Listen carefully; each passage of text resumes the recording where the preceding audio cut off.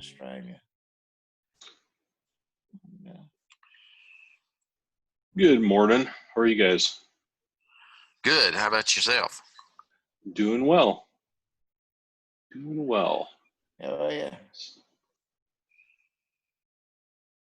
Yeah, sorry about that. I was out in the shop making some parts. I want to apologize for that, I guess. But, so, yeah. Just as long as parts for airplanes. It was about 10 feet away from parts from airplanes. No, I have a, in addition to making the Thatcher parts, I have a little manufacturing business. So I'm making, there's a custom lighting company in town, and they needed some molds made. So I was working on machining those. So. What kind of equipment do you have? Do you have like 3D printers and stuff like that? I do have a 3D printer. I don't use it for Thatcher stuff. It's low resolution PLA based. You know, I could use ABS or PLA. That was more just a kind of a whim purchase. It was on sale and it was kind of fun. It's been kind of great for doing some prototype stuff. For other things, we've used it to make ADS-B, like prototype ADS-B cases for the electronics. We've used it for my dad's plane. He has his compass on the instrument panel in a case that we made for it on the 3D printer. But no, mostly it's been I've made a couple of things for one of my CNC machines for some brackets and stuff for holding coolant hoses or various things. It's very useful. I spent about $200 on it. It was on sale at Christmas time a couple years ago. If it was, it wouldn't hurt my feelings to upgrade to a better one for maybe $500, but I really don't have the need to. I printed something yesterday for a guy I know who just wanted me to do a test thing for him, but it's not a profitable thing. It's just kind of a play around thing. It's not expensive to do, but it's just right. But yeah, for the airplane parts, I have a CNC router, I have a CNC milling machine, I have a CNC plasma cutter. I have a 6,000 pound rivet squeezer for the spars. I have tubing benders that'll do 2-inch solid steel. I don't know, a bunch of other rivet. Are you shooting any video as you're building? I have been. Yeah, actually, I went out and bought this camera purposely for doing that. And so I'm working on it. So I bought this little fancy thing, and I think my son's used it more for his YouTube videos than I have. But yeah, I'm taking high-res photos, and I'm taking videos, mostly clips right now. Maybe 1 or 2 minute clips of doing various things. Here, when you bolt this together, you put the bolts in this way first because it's, otherwise these block that, stuff like that, We need that. We need that worse than anything. Or I do, because I've never built an airplane before, and the most frustrating thing for me of building this CX-5 is the fact that there is no steps, and I have had to tear down most of what I made and redo it because I put something in, got it in a way. That's right now, I don't even have room to put my the little motor that controls, I guess, the speed brake, the the flap at the bottom. So I'm gonna see if there's a way I can figure out doing something manual instead of using a motorized. I built my wing. Gordon, on this. Oh, sorry. I guess you said more built on the. Oh, I'm sorry. Oh, you just broke up a little bit there. I was going to say on the speed brake question, watch the video from last week. Fast forward to where I think it was Rob Flood was talking about the speed brake. I think it was Rob. It was one of the CX-5 guys that has a flying CX-5. He made the comment that if he were to do it again, because of the airports he flies out of, he wouldn't take the time to make the speed brake. But he's flying off of like 5,000 foot runways, 3,000 foot runways. So I'm not saying don't do it. I'm just saying that's an opinion of somebody. So it might be worth reviewing it or even reaching out to him or asking on the forum or something. Hey, Bert. Hey, Rob. Right. Hi. So anyway, sorry, I didn't mean to interrupt you, Gordon. I wanted to hit that one point before I forgot about it. So on On that wing spar, I'm actually going to have to throw that wing spar away and restart the whole thing again. When I was looking at the plans, and in the plans it shows tapering down as you go down the spar. I did that, and then I got to the point where I didn't have enough room for my support rivets. So I'm gonna have to scrap that whole thing and redo the whole thing again. And this time I'm not cutting it down. I'm just gonna leave that angle all the way the same size all the way through. You're talking about the 1.5 inch tall. You aren't going to taper it down to 3/4 inch. Is that the piece you're talking about? No. I did that before and I got it too thin, and after I had everything all riveted together, I had a guy come and look at it, and he said, Gordon, that won't pass inspection. So I've decided I went and got new because of my financial problems, I have to buy little bits at a time. So I made another trip to Knoxville and got enough to do this next spar. And so Gotcha. it was really frustrating. I just wish there was more explanation. Now, instead of just having plans. That's great for people that's built before, but I've never built an airplane before. This is my dream. And it would have really helped had he had steps, step by step, what to do, when to do it. Yeah. We really wish it had that. Yeah, I've been looking at some software. It's called it's a formatting software. It's called AsciiDoc, and then there's a website building tool called I'm going to get it wrong. I want to say it's Jekyll. Anyways, and I think I'm going to use those to build out kind of a supplement, online supplement to the builder's manual. And I can kind of show you. Let me share this screen here quick. This is what SPA is using. Let's see here. Where's my? Find the right screen. Here we go. I have a couple of screens going on here. So this is what SPA is using, and it's nice, but it's the tool, the software tool they're using is a little bit. I mean, it gets the job done and everything. I just found it a little bit clunky. I kind of played with it for a while. You can search, which is cool. There's some other things you can see, index and that sort of thing. But this is, I think, kind of what we all are really wanting, something where it really walks you through individual steps, has, dimensions called out, do this, do that, that sort of thing. I think that would be really helpful. Anyways, yeah, so I've been looking at a couple of tools. There's a tool called Markdown. I use this a lot with software documentation.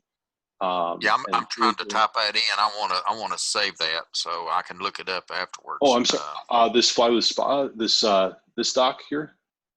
Yeah. Is it the Panther? Yeah. SPA. Here, I'll put it in the chat.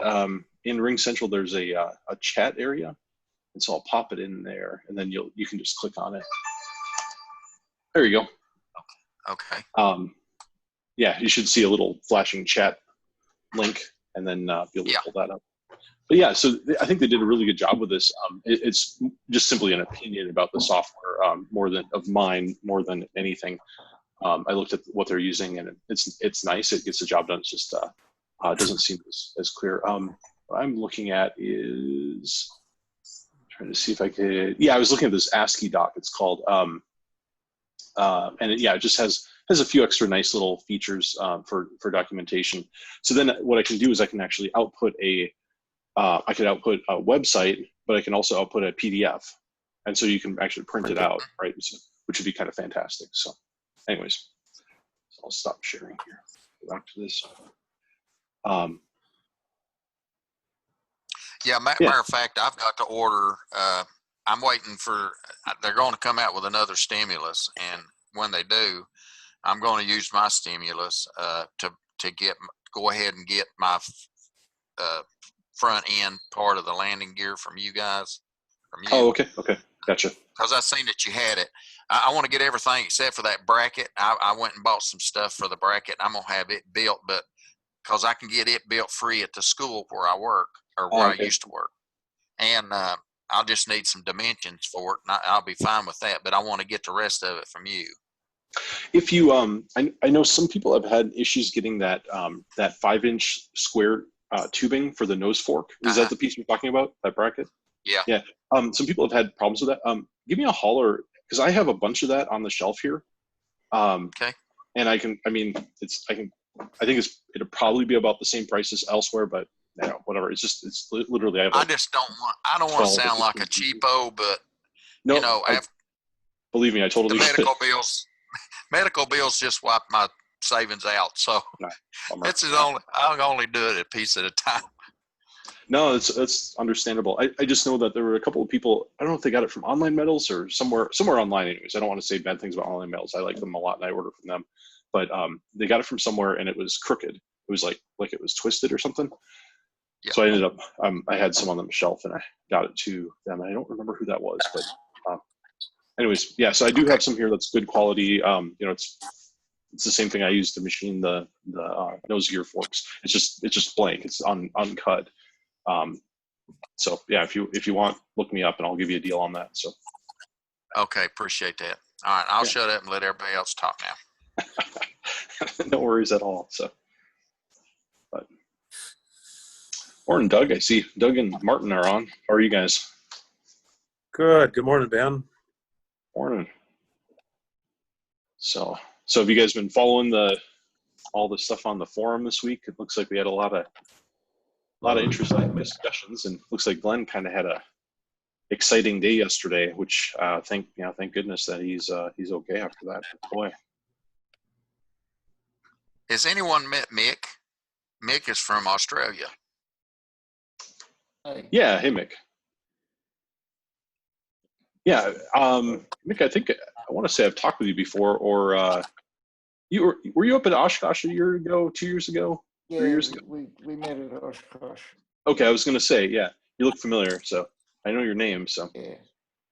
I got to go back and look up the photos from the little group get-togethers. Those were kind of fun. So, so what part of Australia are you in, Mick? South Australia, down Adelaide by the Barossa Valley with the winemaking territory. Okay. And, I finished the CX4 back in 2012. Okay. So do you compare notes with Adrian Cooper at all, or? Have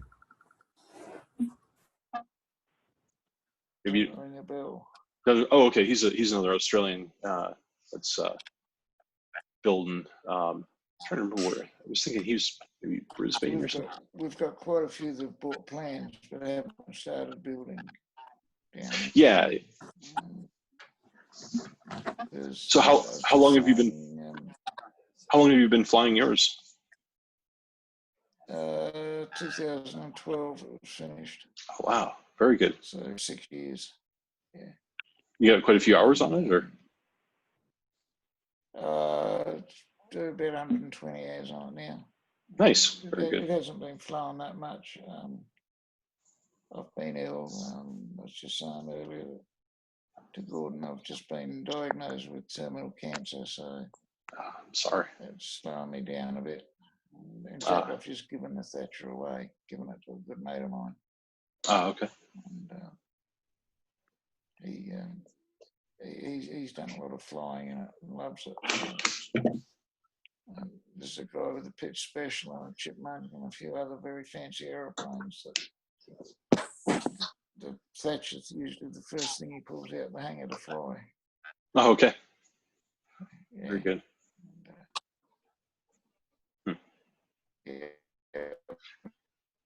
And trying to get on for the last 3 or 4 weeks, and IT is way above my head. And we managed to sneak it tonight, so it's good to see you people. Yeah, I'm glad you were able to make it. Yeah, I was trying to organize one for this past Tuesday, and then I remembered I had my EAA chapter meeting, so I kind of shot a hole in those plans. So I'll try and do it this next Tuesday in the evening, or it'll be evening Central Time, and I can look up the time zone converter. What time is it down there, Mick?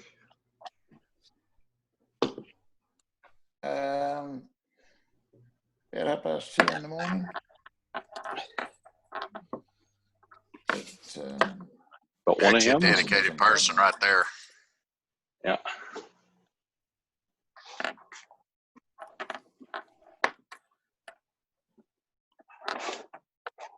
me and Mick met early on the channel, and we've been talking for the last almost hour or so.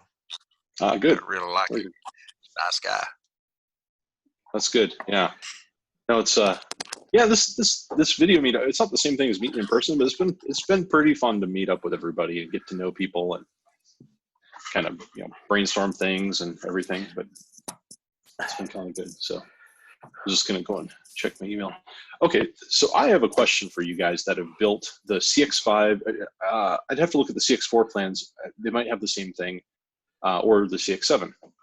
So there's a behind the center spar, there are two stacked 1.5 by 1.5 by 3/16 angle aluminum pieces. They're stacked kind of on like two L's stacked on top of each other. Let's see here. Let me just go find the blueprints. And I think they call it nested. there, that's a good way of saying it. Yeah. Let me share my screen and I'll show you this. So the question is, oops, let's go here. Okay, so let's see. Let's go to the builder's manual. Oh, actually, you know what? I think I took a picture of this yesterday. Let me pull up my photos here. Yeah, right here. So this here, so I have to stack two of these. Can you guys see that okay? Right. Yeah. Okay, so what I'm wondering is where that sharp corner of the top one touches the rounded part of the bottom one, did they tell you to file that down or something? Yeah, you're gonna have to grind that off.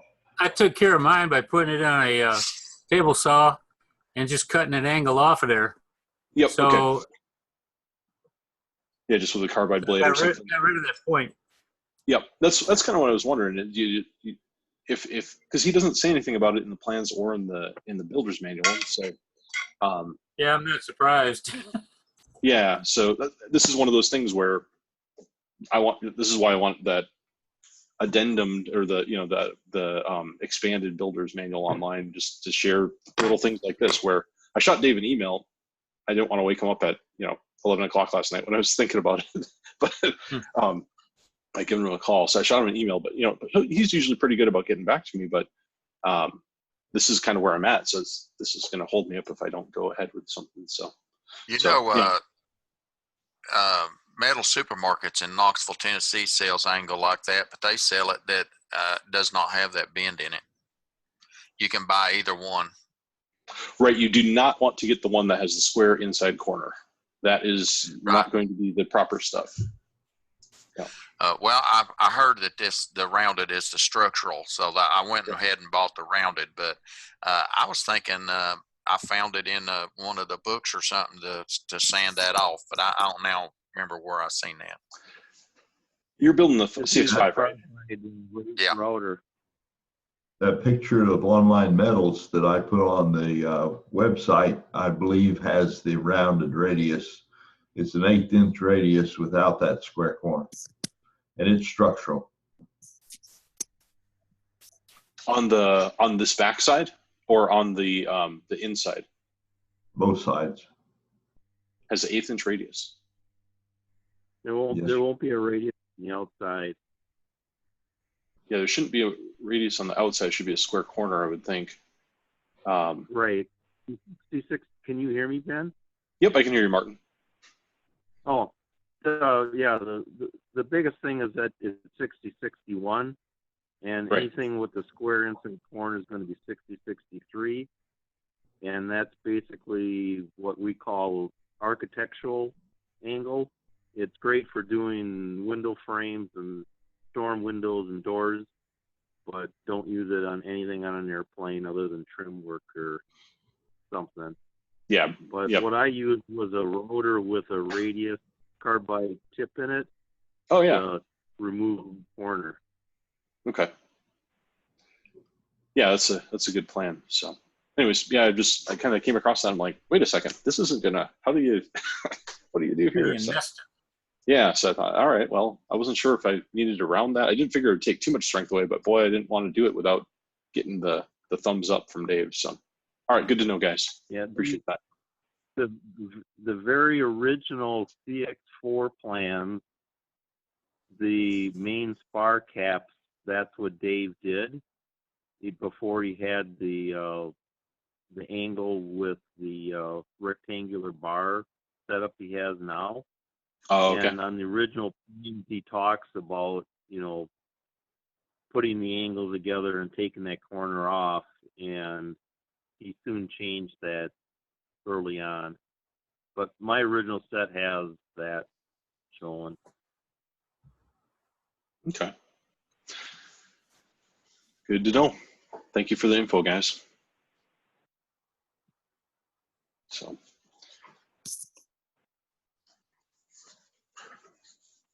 I got a question about the fuel tank. Is there any better pictures about where things go on those fuel tanks? And number two, in the plans, it shows this kind of a baffle with some holes drilled in it. Does that go inside the tank? Does it go on the bottom of the tank, or is it? I don't know where that actually goes. Do you have that picture of the wing where the tank goes, or actually the tank? We pull up the CX5 plans here, and we can kind of work through it together here. Let's see. Give me a sec. I'll share this again. Let's see. Firewall bulkheads. Where we go? Here we go. So here's the fuel tank plans for the CX5. Yeah, see there just to the right. This here? Yeah, that right there. Yeah. Okay. Does that go inside the tank, or does it go on the bottom of the tank? This looks like it goes in the inside bottom of the tank. Bert, are you far enough along to answer? Oh yeah, I can tell you where I put it. This drawing here shows the three sides of the tank. Actually 4, and that bracket there, or that baffle, just goes right there across the middle, right where it shows it, and then your pickup for your fuel line pickup is right there. You wouldn't have any better photos of that, would you?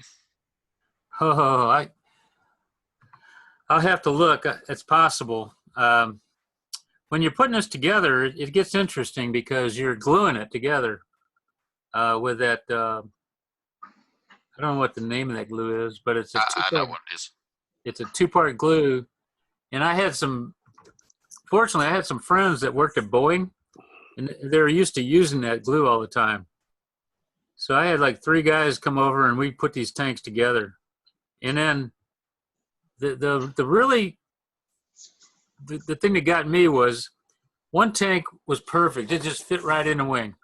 The other tank, it was measured and folded and cut and everything just the same way, it had a slight warp in it, so it would not fit. So I had to disassemble the tank and rebuild it. And when I glued it back together, I glued it in. I put it in the wing to let it set up, so that it would. Because once you glue this thing, if it's a little off, it'll take a set, and then you're not gonna move it. Does that make sense? Yeah, I was thinking about taking mine to school and having it welded.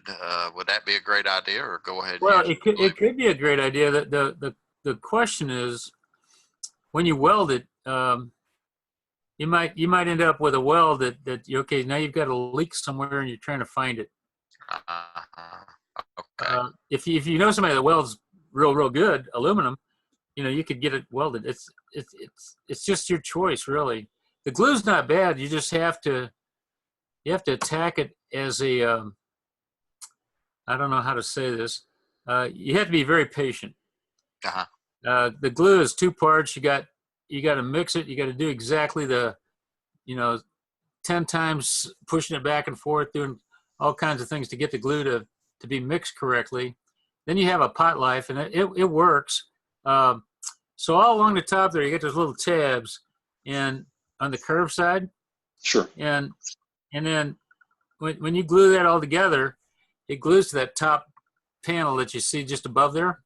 Yep, this one. And yeah, that in there. And you have to be sure to put enough glue everywhere. And then you go through, I'd say 4 or 5 rolls of paper towels to make sure you don't touch anything, because that glue gets on everything if you don't. Now that bottom one, it's tabbed also, isn't it? I mean, it shows it's solid, but it's going to be Where? tabbed as well. Oh yeah, down below that's got tabs. Okay. Yeah. But the point is that right there where the gap is between each tab, you've got to get glue in there too to make sure that doesn't leak. And it's not impossible, but you've got to be pretty aggressive with the glue. Now, once that's done, it just sets in the wing. You go ahead and put your bottom skin on the wing and then set your tank in there. I did. Okay. And then that top sheet that's above there, that's part of the tank, but that actually screws into the ribs. And I had to put in what do you call them? Those screw anchors. Those little anchor screws. Hennerman nuts or whatever they are. Yeah. Yeah, kind of. I don't know if Tinnerman's the right name, but you can see it over here on the right. You see them? Oh, right here. Yeah. Yeah. That's the way you got to do it. So that top skin, it's riveted to the tank itself, and then outboard of that is the rib. So it's when you have it complete, you can take those screws out, and the whole tank should be able to come out. Okay. It's real hard to explain that. Yeah, I mean, when I look at this, when I look at the plans, I'm just really confused with it because I'm new at all this. So. Well, I would just talk it over with somebody, and you have somebody around you that's in aviation that builds. Well, I do have a couple of people, but it's not somebody building a 6, 5, or 4 or whatever. It's kind of. I hope we can get Ben to get in here and do some video and make things a lot better for everybody. Yeah, we discussed this at a meeting or two ago, that if they had a good instruction manual that said, okay, the first thing you want to do is build this, that would be, and then a sequential steps. Yes. That's what you need for this thing, because other than that, you have to use your imagination so much to build this thing.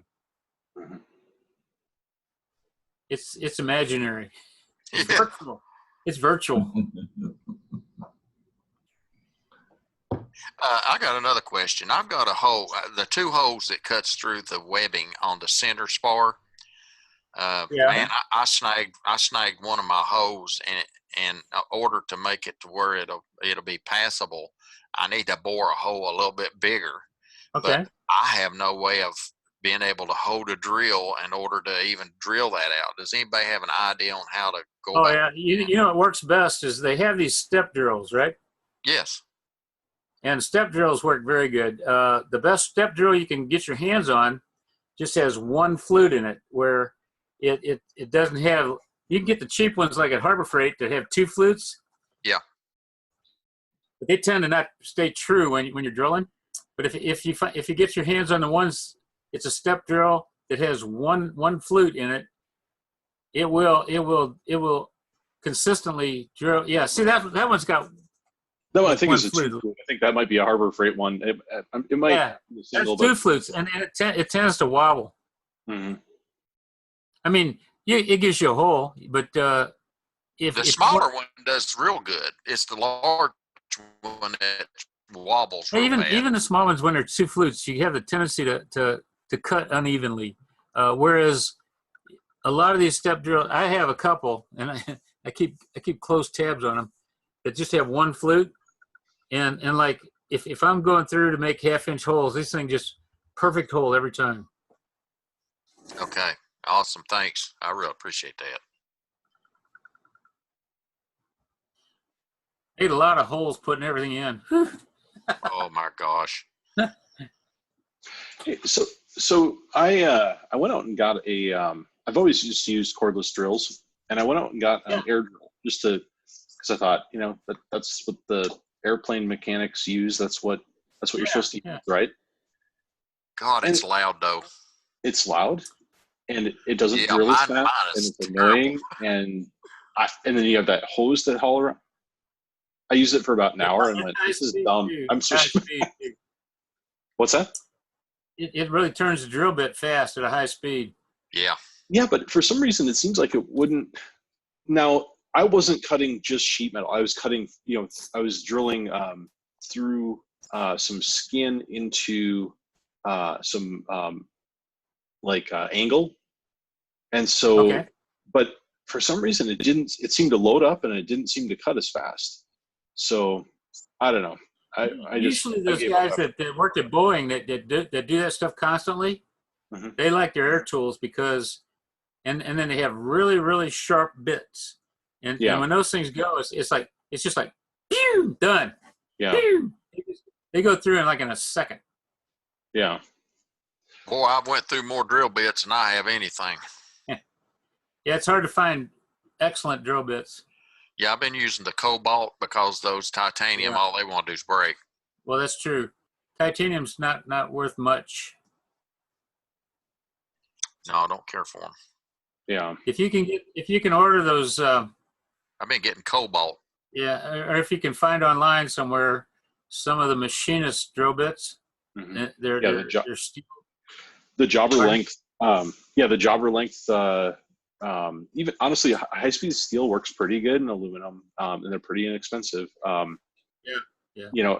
guess I'm not sure what size you're breaking, Gordon, but I know I've done a number of wing spars, and that's hundreds and hundreds of holes, and I'm still using the same number, letter F bit for some of those, and I'm still using the same, number. What is it, 30 or 31 or is it 20, 21? I can't remember what sizes those are, but they probably have a couple thousand holes on each one of those drill bits. And so, I mean, so the holes that you drill for the rivets, the 1/8 inch rivets, you use a number 30 bit. I'm trying to remember I'm just going off the cuff, but I think it's 30 or 31. I want to say the 30 bit is a common bit that I used a lot for the 1/8 inch holes. And the rivets just fit right in. If I used an 1/8 inch bit, it's too tight. Yeah, there's a tolerance there. I think it goes to, so 1/8 inch would be 0.125, and I think the tolerance goes to 0.1. Is it 129 or 133? Anyways, and so there's two bits you can use there, and I can't. Yeah, it must be the 30. Anyways, but there's. I know that when I slide the rivets in, every once in a while, most of them aren't this way, but every once in a while it'll create it like an air seal, and so it'll pop back out kind of, and that's really what you want, So that means it's a nice tight fit. So yeah, I've been having a learning curve on those solid rivets too. Cutting them off to make sure they're the right length. Most of them I've got are the right length, but some of them you have to cut, and when I do that, I usually have a nasty looking in on the other end when I'm done. Do you have a rivet cutter, or do you use just cut-offs? Side cutters. Okay. Well, when you cut the rivets, do you have to install those rivets? Do you use a squeezer? No, I've got a little hammer. One of the hammer, I don't know what you call that thing. It's kind of like a drill that hammers. Yeah, and like then I've got a buck bar. A pneumatic riveter with a bucking bar. Yeah. Okay. Yeah. Usually those.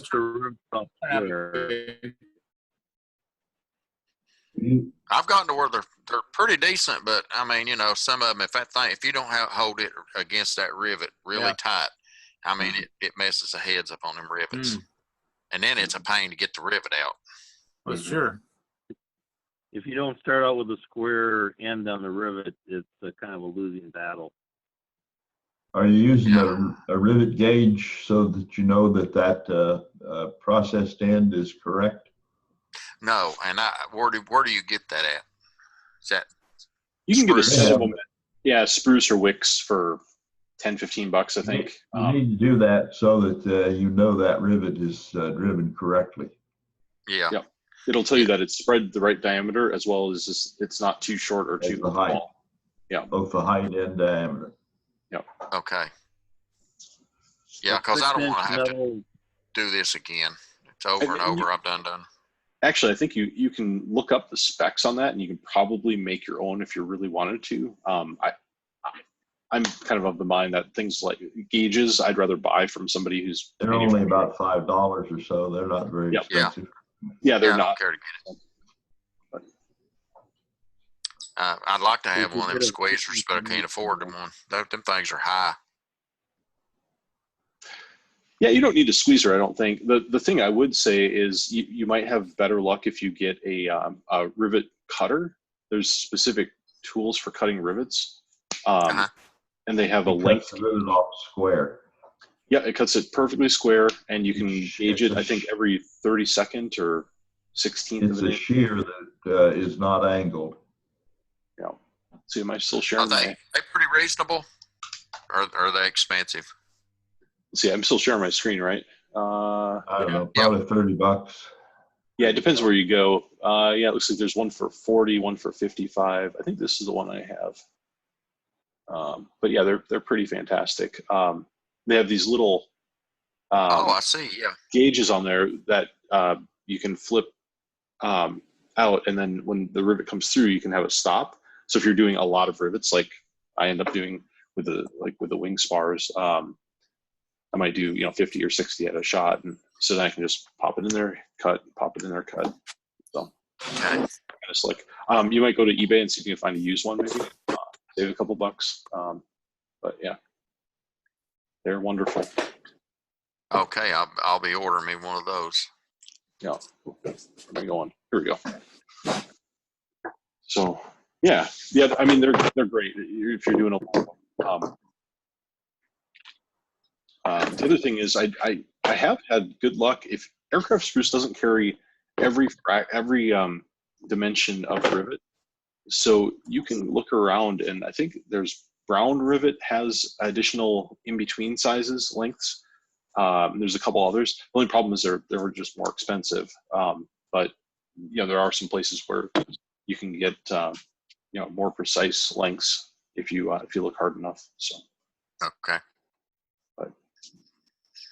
Yeah, I'll go ahead and do that anyway because I'm getting ready to start on my wing spar. You had said something to me because I already have the center spar already mounted, as you've seen in my photos. And now I'm doing the wing. What I'm doing is I'm doing precise measurements of cutting back that half an inch to get that dihedral. Let's see. And what I did is, when you're doing the wing spar, it sets back a half an inch. Yeah, there at the bottom you'll see. Oh, okay. Yeah, what I would recommend is instead of doing that dimension, if you look out at the tip here, let me zoom in a little bit more. There's actually a 7-inch dihedral set here. That's going to be much more accurate because of the length here. So I would highly recommend mounting your bottom bolt hole and then measuring your 7 inches on the bench. So if you have your center section spar, mount your wing spar to the bottom bolt hole, and then measure that 7 inch up dihedral, and then drill your upper. Okay, what I did was I took a board that's the same thickness, and I took it out there and I bored my holes through the through the ring, the spar root on the airplane, and then I took it in, and that's how I lined it up on the wing spar itself. Is that not right to do it that way, or would that still not give me the same, or should I do it the way you're talking about? Well, I would definitely check. I want to make those holes line up. I want to make sure those holes line up when I go put it together. Right. What I would say is that this is a 7.5 inch vertical piece that you're checking half an inch dimension on, versus this is a 8-foot piece that you're checking a 7 inch dimension on. That you're going to have a much better accuracy doing that dimension. That'd be my recommendation. I got you. Okay. It might work out. It might work out perfectly fine. I just say check both of the dimensions maybe, and make sure that the 7-inch one I think is the more important one because that's the actual dihedral measurement. Whereas this half inch is kind of I think the 1/2 inch dimension is more about to indicate that there's actually an angle cut at the end of that the spar web and such. And that web comes all the way to the end, does it not? Yeah, the web comes all the way. It shows it in. Yep, the web comes all the way right here. It's flush with the ends of the wing attach plates. Yep. Okay. So you'll drill, when you drill those holes, you'll drill through the wing attach plates, through the spar, through the everything, all these pieces. You'll drill through the cap. You'll drill through the reinforcing backing bar, and then through the So. Yeah, and I got my caps already pre-drilled, and they're drilled specifically. Cool. All right, thanks. Cool. Greg, it looks like you're doing show and tell or something there. When he was mentioning the way the rivets were going in, it looked like something like this might have been the setup that he was using. Is that? For me, no, I don't have a squeezer. Okay, this is an arbor press that you can bring down and pound it down on. Is that a 1 ton, Greg? Yes, it is. I can see the sticker on this side. It's 1 ton arbor press. Yeah, it is a 1 ton arbor press. Thank you. I couldn't read it from back there. $59 or something like that at Harbor Freight. Oh, really? Yeah. And then Bargain. the trick was to use this little thing right here, the little die for the. Oh, you froze up there. Or maybe I froze up.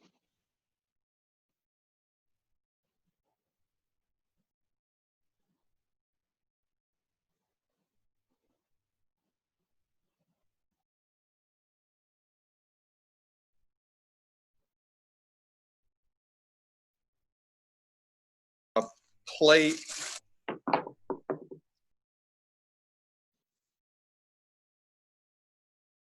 You've got that round head of the rivet, funky. That die on the head was what took care of it. So that was all. Cool. Like I'm gonna make a trip to Harbor Freight. Yeah, and when Greg Westbury was making parts, he literally had that exact press with modification. He had a pneumatic cylinder on it that would push the arm, so you could run it with a foot pedal, so you could use both to move the thing through. So effectively, it was just a kind of a DIY pneumatic rivet squeezer.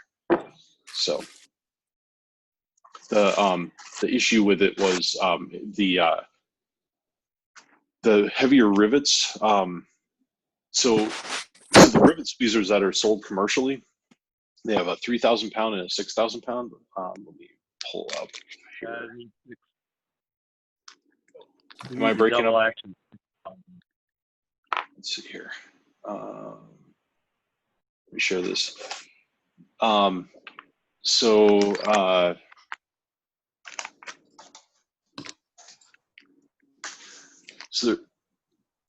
what you'll see is there's these squeezers like this, and they're great, but they don't have enough clearance for the spars for the. So you need to buy a much larger C on them. And then the other thing is these are only 3,000 pounds, and for the 5/32 rivets, you really need I think it's 5,000 pounds of force is what they say you need according to the rivet gun or rivet squeezer manufacturers. So I have a 6,000 pound one, which is basically the same thing as it's like double length. But yeah, otherwise there's the other thing you could look at is something like this one, which has plenty of clearance. Or there's these other these riveters. I don't know if they'd have enough clearance though. But anyways, I have a 6,000 squeezer with a custom head. Yeah, The off-the-shelf head, that you need more of a G, not a C shape, but more of a G shape that reaches down around. It's the same thing the RV guys used to do. oh, that's not. Let's see here.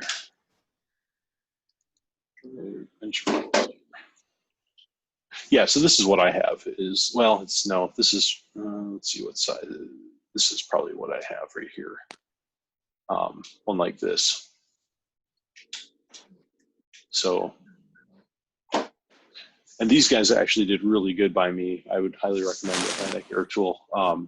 So what I did was I bought the squeezer off of eBay, used, got a really good deal on it, and it worked fine, but it didn't have a big enough yoke on it. And so then I called these guys up, and they set me up. They rebuilt my squeezer, gave me a yoke and a pedal and all the the pneumatic stuff, and gave me a really good price on it, about half of what you get them new. And new they're like $6,000, so it was a pretty screaming deal. I thought. So. I was trying to look on Harbor Freight for that that one he just showed. Do you know what's it called? Oh yeah, it's called an Arbor Press. Arbor Press. Okay. Yep. Yeah. Looking And it honestly, up. I would. Yeah. So yeah, here we go. Central Machinery is $45. Oh man, that's cheap. Yeah. What I would recommend actually, these things, like I had one of these for like 20 years, and I just sold it recently for like $20 on Craigslist because I just never used it. It collected dust. It was in my way. So I'd look on Craigslist or that sort of thing, because they really don't break them. They really don't wear out. They might be a little bit rusty, but you can clean that off pretty easy. That just says 1 ton. Is that going to work? I think it should. You hammer the top. Like I said, what I was told was that 5/32 rivets need like 4,000 or 5,000 pounds of pressure. But yeah, I don't know. Now that being said, you could there's also 3-ton Arbor presses. I know. Greg, are you showing how? Is Greg showing how it's done? I seen him over at that press. Oh yeah. Here we go. Yes. Let me. Here's stop the share and. Here's some 5/32 rivets that this thing is pounded. I mean, it works. Cool. Yeah, I know. Greg Westbury had one of those, and it had cracked. But he also did a ton of spars, so over time, whatever. But yeah, for doing whatever 100 or 150 rivets is probably it works fine. The real trick with that thing, though, is being able to put that rivet die on the bottom side so that you're cupping the round head of those AN rivets. Because the default piece that it comes with looks like this.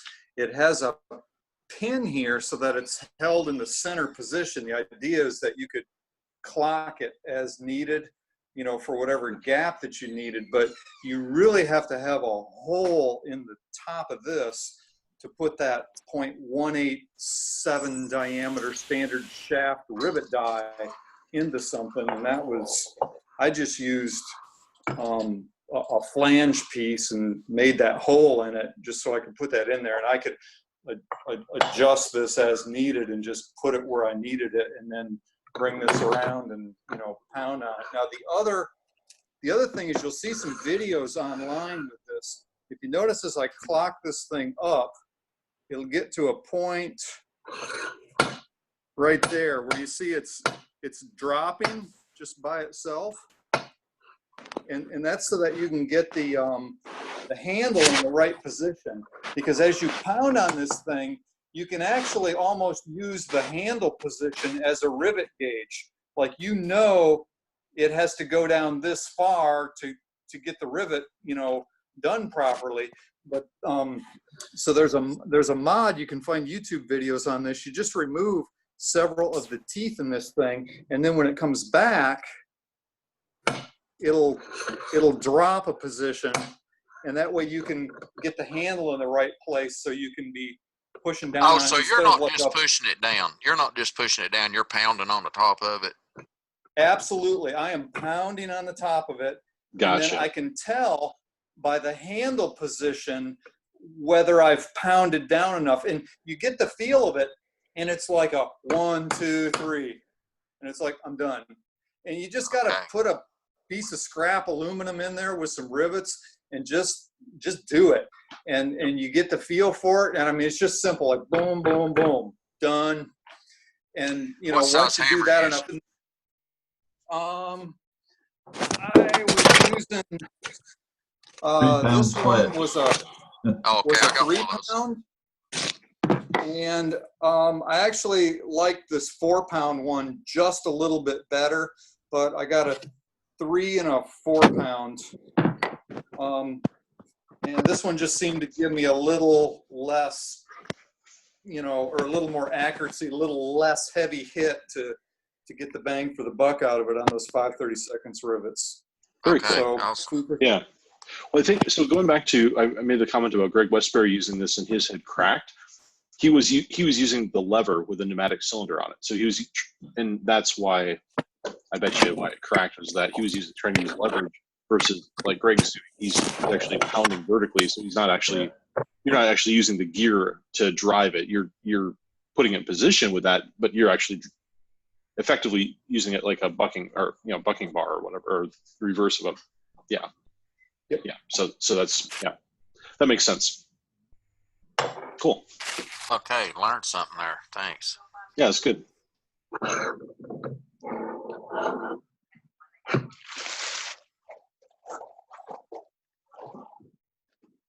You know, I also have one of those presses that they have. It's a 6-ton press that you get from the from Harbor Freight. Does anybody know what I'm talking about? Can you use those too? I've seen, there are some YouTube videos with guys who've used that for riveting spars also. They set up some table stands because now you got to move the spar.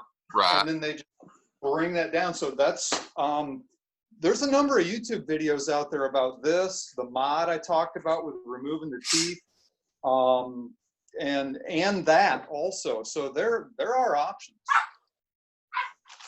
Great. Great. Because I'd like to get away from that hammer drill. Yep. Cool. Yeah. Thanks, Greg. Yeah, that was my classic move for the day. At least you missed your toe.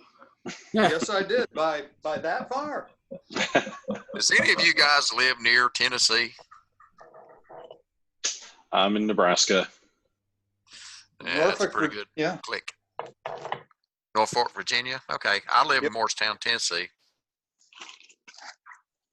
Okay. If you're ever down this way toward Gatlinburg, I live about 30 miles from Gatlinburg. Oh wow, my son's driving back from there like right now. Is he? Yeah. Very cool. Yeah, I had a friend that took me flying. He lives in Sevierville, and there at the Sevierville Airport, he got me my Eagle flight. Ah, cool. Very good. So, where are you guys building your planes? Where do you store them? Do you have hangars, or what are you guys doing for all that? Well, I have mine in a driveway. The plane, the fuselage, and the spar is in my little shop. Okay. Yeah, I think I've seen some videos of your Gordon on Facebook. You have a kind of a carport thing going on or something? Yeah. You're not going to believe this. Right after I bought that, it came a storm and turned that thing upside down. The tent, it's a pretty good size thing. It's 20 feet long. But, yeah, I've got it tied down now. Called top heavy. Yeah. Yeah. Oh, Lord, like it was a mess. I went out there. Yeah. Bummer. Glad I didn't have it tied to my airplanes, all I got to say. No kidding. Yeah. Yeah, when I built the fuselage and wings for mine, my neighbor had a nice garage. He offered to let me use it to build the plane in. It was heated and air conditioned, and it was 30 feet away from my house. So that you're was so lucky. Man, we all need neighbors like that. Wow. But Yes. then he moved, and so now we're Ben sawed at the EA hangar. I'm finishing up the final touches on the fuselage. Oh, please make some videos when you take it out to fly it. Okay. I want to see more than just Glen Bradley's. Oh, well, other guys are flying theirs. Yeah, there's a I couple haven't others. seen very many. Go search for Rob Flood on YouTube. You'll see his up and about. will. And then Jake, I don't remember his last name. Jake, he's just been flying his for a few hours, I think now. Yeah, there's a couple. Rob Flood. Yep. He has a CX-5. And who'd you say the other one was? I haven't seen videos of his, but it's Jake something. He's on the mailing list. Another question I have is everybody going with the Rev Master for their airplane? I've heard No. other people using other VWs, but wow, that sounded severe. Not sure what that was. I was just wondering if anybody was using like a Continental or, of course I couldn't afford nothing like that. No way, but Too heavy. Yeah, you got the weight and I've the committed plane. to RevMaster. There's my engine mount. awesome. Did you do your engine mount or did you buy it? I bought it from Ed Kleipis. He's the guy that Dave Thatcher has listed in the builder's manual. What a great guy to deal with. Oh my goodness. And he's in Paducah, Kentucky. So he's sort of close to where you are. You might be able to run up there and pick it up. Anybody know anything about the, I'm going to have to buy the landing gear too, the back part, not the front part. I'll get that from Ben, but the back one, I've been trying to see if I could find a used one or something because they're about $600. Mm-hmm. Yeah, O'Keefe they're actually in my neck of the woods here. They're in Omaha, which is about 3 hours from me. I've not talked with them or met them or anything before, but yeah, they have, but I haven't seen any used gear for this. And I'm not sure if it's dimensionally the same as the Sonorai or something. I think it was close. But there's a lady that does it for them, and she's pretty reasonable.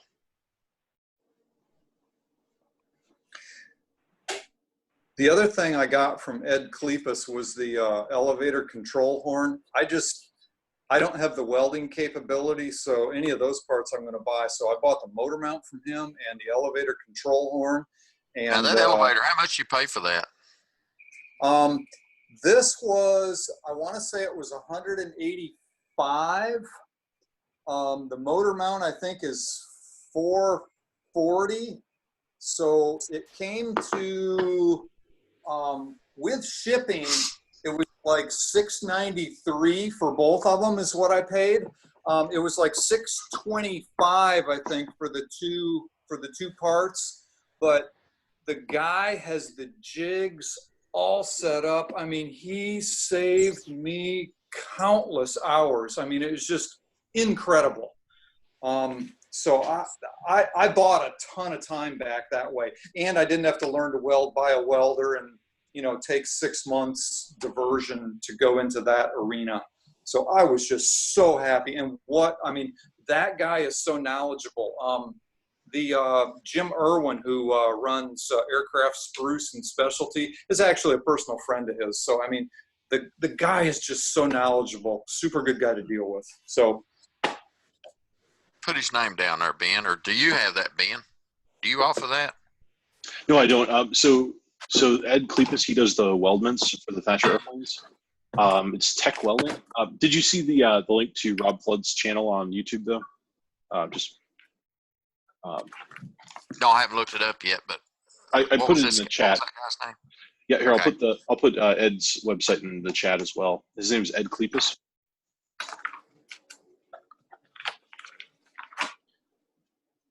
It's techweldingky.com. So question Yeah. for Greg. When you were Yep. working with Ed, Ed Kleipis, does he make other parts for the CX5, like the sticks and the? He and the- does. Yeah, matter of fact, shortly he's going to take a trip down to Pensacola with some first generation CX7 control stick and rudder pedal parts. So that's pending. He's got a special die that he can do an oval crimp on 4130 tubing onto a metal tab, and he can do some things that you and I wouldn't have the tools to do. So he may have a plan B version of it available for us, but he's going to run it all by Dave and make sure it meets the thumbs up. But I was just super impressed with how knowledgeable the guy is, and that stuff is pending. It's probably available for the 4 and 5, I would think. So yeah, all those welded parts, that's right in his bailiwick. Just like, Ben does all the all the formed wing ribs and spars and all the aluminum stuff. Ed is like if it's welded, it's him type of thing. Yep. Okay. Yeah, he's the guy. And I have a TIG welder, and I do that. But just hearing Greg talk about it, it's like, man, I think I'm just going to call Ed up and spend the money, because boy, I could mess around with that for a while, and it's just not worth it. Like there's. Well, the trick is having it all jigged up. So, what's that? Yeah. The trick is having it all jigged up so that you can just cut the pieces and line them up, lock them in, and go. Yeah. It's done. Well, and, like I have the capability to do it, but I'm not going to produce it. So, what's that? Share a picture? How do you share a picture? I was going to show them a picture of what I've got done. Yeah, there should be a share screen link in the control. You just drag it into that screen. No, when you click on the share, there should be. It should tell you, or have you select. If you have multiple screens, it'll have you select which one you want to share. Or if you have different windows, if you only want to share one window, you can do that there. Okay. I don't know if I'm explaining that well or not, but. Well, I'm trying to bring up the photo itself, but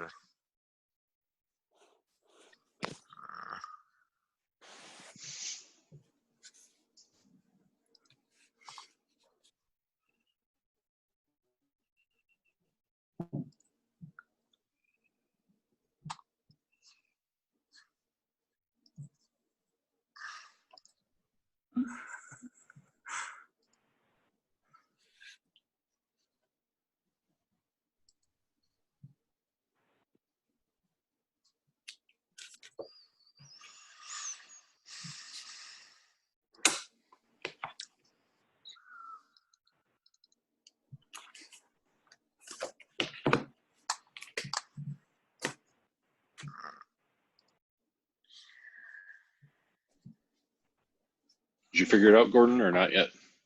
yeah, that's what I'm trying to do now. Can anybody see it? No, not yet.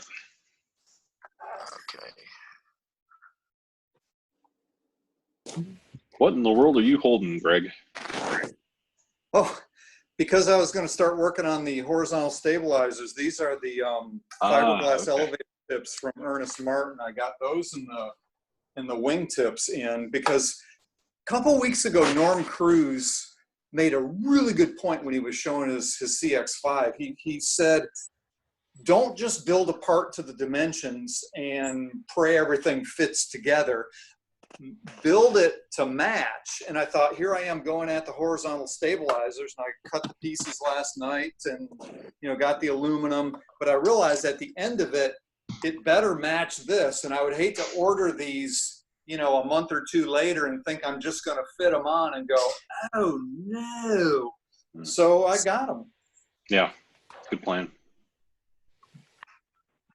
Speaking of the fiberglass parts, there was a discussion online about the cowlings not matching. That bubble interference. Yeah, I guess. Once again, I ordered stuff because he had a break and he said he could, send out the parts. So I ordered the tips and the cowlings and I thought that had all been scoped out. So I was a little miffed when the discussion turned to the fact that the cowling doesn't actually fit. So Gotcha. evidently on the prototype it didn't fit either, or what he's selling isn't the same as what the prototype is. Well, it sounded I think it was Glenn that said that they were actually going back and adding a couple of little kind of bubbles on there to for clearance, but was that was on the 5, right? So I mean, Correct. with 500 hours flight time on it, it seems kind of a long time in to discover a clearance issue. So I was a little wondering about that too, Martin. Yeah, I mean, I figured after all these years, I was pretty safe ordering the fiberglass parts. Then to find out that now I'm probably going to have to do some mods on it. I just hate fiberglass. That's why I'm building a metal airplane. Right. Right there with you. Yeah. Ben, can you see it now, or? Yeah. Gordon, Yep. it looks good. Yeah. Tell us about it, Gordon. Looks good. Okay, so, well, red's my favorite color, as you can tell by my truck set in front of it. But yeah, it took a little working on those controls, but it wasn't as bad as I thought it was going to be. I think what it was is I was kind of afraid of burning through the material, but once I got in there and just committed to it, it turned out pretty good. I don't know how to zoom in on this, but I don't know if there's a way I can zoom in on it or not, but yeah, or maybe There you go. can. Yep. Yeah, we can see more. But you can see kind of what I've done here.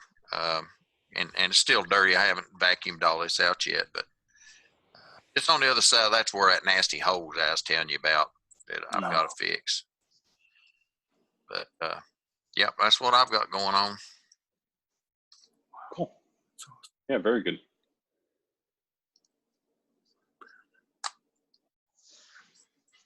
So did you gas weld that, or TIG weld it, or wire feed, or? I got a little MIG. Yeah. Okay. That I got from Harbor Freight. I really wish I'd have saved my money and bought a TIG machine, because I've welded for 17 years, and it was. I don't like that wire feed. I'd rather just use the TIG machine, but I bought it for it. I can't afford to spend money on a welder when I need to get landing gear. Yeah. Yeah, the wire feeds, boy, I do some welding for some like not airplane related stuff, and I have a TIG and I have a wire feed. I love TIG welding steel. It's like my favorite thing in the world. I'm not a big fan of TIG welding aluminum. I'm okay at it. Not my favorite thing. It's too noisy with the high freak box going. But yeah, wire feed is it's simple, it's easy, it's quick. And sometimes I'll just use it to tack stuff, and then I'll go back and TIG weld it afterwards. But it's. Well, what do you guys think about the brazing? You know, they have these aluminum brazing rods. Would they be fine for this? If you look it up on YouTube, they've got these rods that you buy, and you just use a regular acetylene torch to heat you have to be careful not to overdo your aluminum. But has anybody had any practice with that? Mm-hmm. It makes a nice smooth weld too. Well, is it brazing or welding? It's brazing. Okay. With aluminum rod. But that would be on so you're brazing aluminum or steel? Well, what I wanted to do is, in a couple of places on the airplane where I just added more. Well, for one thing, where you drill the little 3/8 hole and then you bend your aluminum, instead of putting in, I put an extra brace there, but I'm going to weld a little small plate in order to reinforce that there on the fuselage. Okay, on the frame for the fuselage. Yeah. Yeah. Okay. Gotcha. Yeah, and if I'd have had a welder, I would have welded all my pieces together, because I like the weld better than I would all them bolts.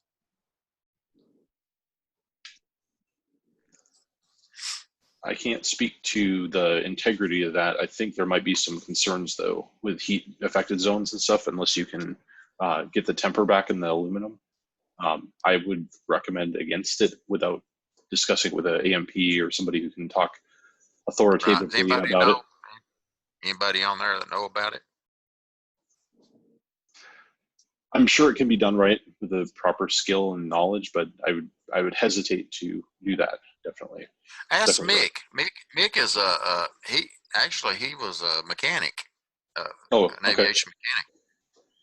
Hey Mick. Mick, are you still there?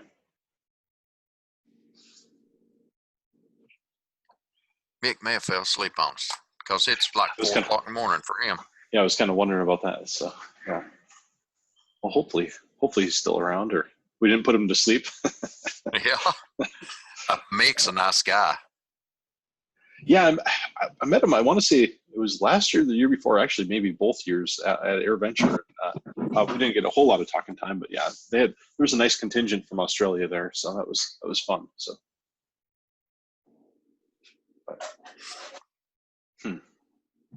Yeah, I think Mick's fell asleep on us. Could be. Cool. Well, cool. Greg, have you ever done any welding? I have not. I have not. And that's primarily why I bought the motor mount and the elevator control horn. Since Ed has got all that set up and doing it. So yeah, I have not. Okay, I just wondered. What about you, Rob? Yeah, I took a welding class down in Missouri on TIG welding aluminum, and it burns through real quick. It can, yeah. Were you doing aluminum sheet or like thicker stuff, or? Yeah, it was aluminum sheet. They build the aluminum tracker boats down there. So there's a lot of old welders. Okay. Yep. But it was a class, a nice setup that they had. You could weld anything TIG with steel or aluminum. I chose aluminum, and it's tough. A lot of practice. Yeah, I used to weld it when I was younger. I had a really nice machine, a big Hobart machine, and man, I was welding 24 gauge together. It had control where you could really tweak the power on it, but I don't have access to one of those now. Yeah, I always find it interesting. So the TIG, I have a Miller TIG machine, and it goes down to about 5 amps. But I really like something I would go down a little bit lower, because even though I kind of want like a bigger machine, so I can go a little lower in the amperage, because I end up burning through a lot on if I'm trying to do real thin stuff, because it just starts out too hot for some, So yeah, but I don't have enough finite control at the low end. It doesn't like so. Seems like the bigger the machine is, the more control you have at the low end or high end. So, Rob or Ben, if you get a chance, check out the video on YouTube about those aluminum rods. They show welding, and then when they test it, it's actually stronger than the aluminum. Interesting. Okay. The weld times are. Yeah. Well, I hear brazing, and I hear soldering, and I hear welding, and they mean different things. And so I always wonder, when you said brazing, I'm like, is it brazing or welding? Yeah. Well, so I don't really you just know. heat it up to where the rod melts. Actually, Yeah. just heat it up, because its melting temperature is just slightly below the melting temperature of aluminum, because you can actually use MAP gas. Yeah. Yeah. Actually use MAP gas. There's a torch. I can't remember what it was called. You use oxyacetylene, or I think you can use propane. You can with MAP. Or It's something. called But MAP there was gas. maybe that's what I'm thinking of. But there was a little gun. A guy I knew in Minnesota, 20 years ago. He had one of these, and he would use it for welding stuff. And it was kind of neat, because you just click the button. It was kind of like a soldering iron. Those gas soldering irons where you click the button and it's hot all of a sudden, and then you let go and it's off. And so you could set it down. You could, rather than having an oxyacetylene torch where it's always on and you're burning the building down and everything else. Yeah. They were pitching that at Oshkosh one year with aluminum rods. If you're not melting base metal, it's not welding. Right, exactly, Martin. Yeah, that's why I was trying to figure out if it's welding or brazing. It sounds like it's brazing or soldering. There's been so many guys at Oshkosh with they call it aluminum welding, and they have their magic sticks in that.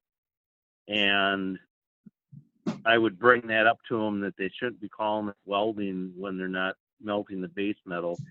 And of course, when there's a crowd around, they would get a little perturbed when I would bring that up. And I said, well, if you don't know enough about welding to know the difference between welding and brazing, you're in the wrong business.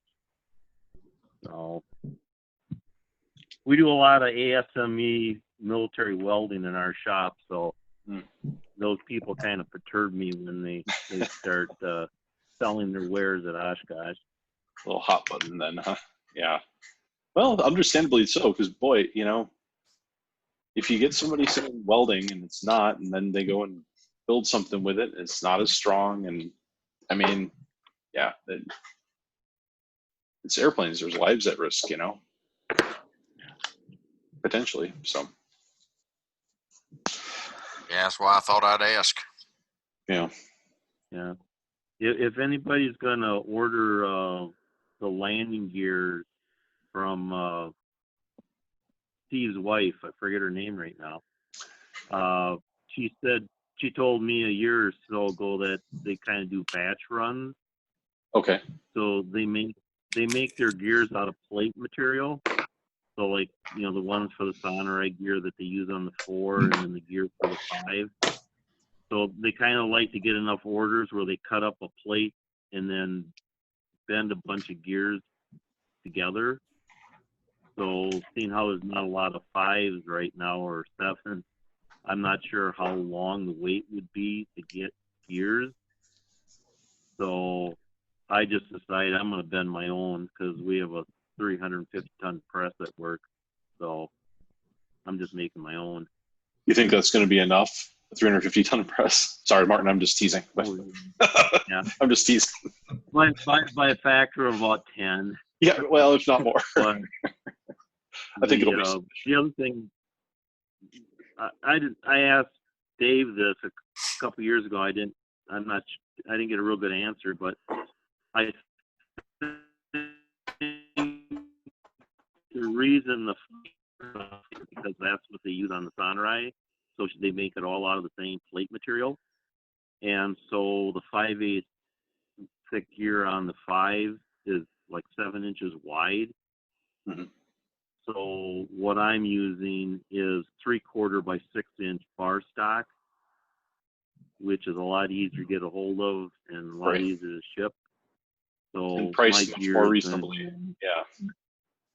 My gear is going to be not for me. I mean, do you sell? Do you sell them or just make them for yourself? Martin's I just talking about make them making for it for himself. Yeah. Yeah. There's an outfit O'Brien is making the gears as far as I know yet. O'Keefe Arrow. It's Linda Bennett. Yeah, Linda Bennett and Scott Craven. Yep. Is the Actually, I think she has them already because when I spoke to her the last time she had it, I just didn't have the money to order it at the time. So I'm waiting for the. I wonder if maybe went ahead and made some. I wonder if Sonic's gear would work. Well, It's the not problem wide. with it It's is not. Even on the Model B, twice as much, isn't it?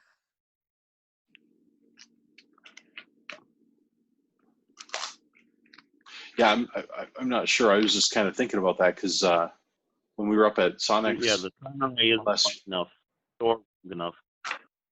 Hey, Ben, is the CX7 gear the same as the CX5? it can't be. The CX7 is quite a bit wider, and the mount points are quite a bit wider. Yeah, so I mean, otherwise, I think it would be about the same dimensional. Or What about the 4? What about the CX4? Would the CX4 work with the CX5? No. No, it's a the CX5 different. is wider than the 4. Oh, okay.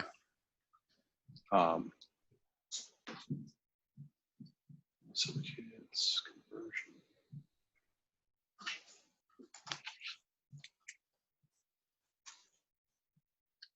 see if I can. So 1X landing gear. Let's see. If you want some gears made out of 7075, Grove in California will make you a set, but you better be sitting down when you get the price. Yeah, I couldn't afford it. Yeah, I've done checked their website out. I guess I'd have to make them out 2x4s before I could buy it from them.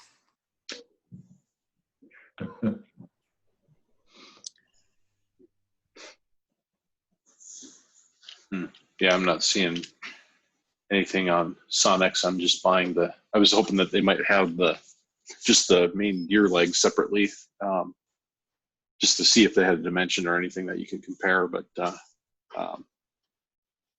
I know I was going to say, I was looking through photos from last year's AirVenture, and we were out there at their hangar looking around, and I had a photo of just stacks of landing gear. So I was thinking, ooh, I wonder if you could use that. So Yeah. Yeah, I really have to shop around, so it's more aggravating for me. I wish money was no object. I done have this thing built. yeah, it wouldn't be as much fun scrounging though. I don't know. There's something to be said for looking for a deal and that sort of thing. And yeah, but some days it'd be nice just to write checks. So. Oh man. Yeah. Wait Are we till you buy thinking the that canopy. What was that, Martin? Wait until you buy the canopy? I said when I picked up my canopy down at Aircraft Plastics, when you get over that $1,000 mark, it really starts to hurt. $999 sounds a lot cheaper than $1,050. Yep. Yep. Yeah, I've got 5 sheets of aluminum down there that I've got stocked up. Where I sold my RV and I went down there, or not my RV, but my little camper, and I went and bought as much stuff as I could with it. Yep.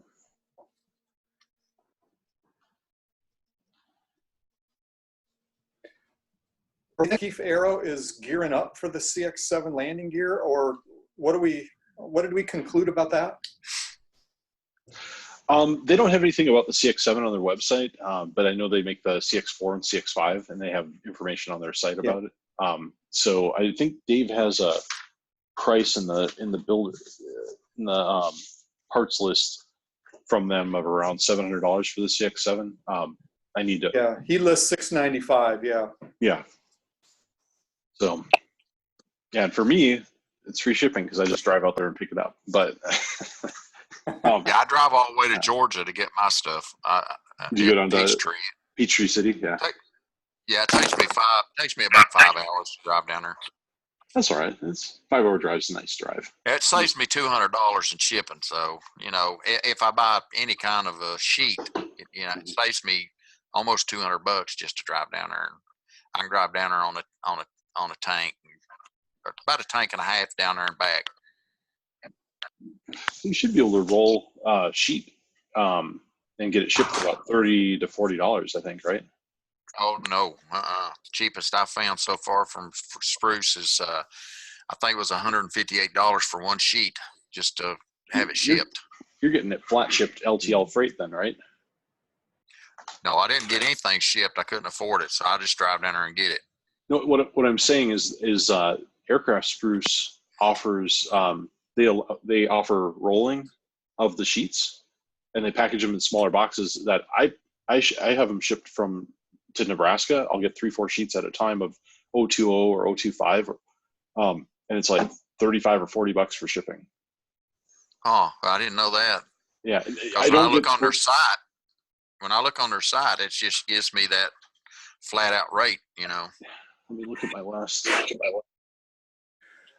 There is a checkbox off to the right about, is it okay to roll it for shipping for the thin enough material, that is the 4-foot by 12-foot sheets. Like, for example, this right here is a 4-foot by 12-foot sheet of 020 that Aircraft Spruce sent me, and this is literally what it looks like. Yeah, $32.85 was my last shipping bill for 3 rolled 020 sheets.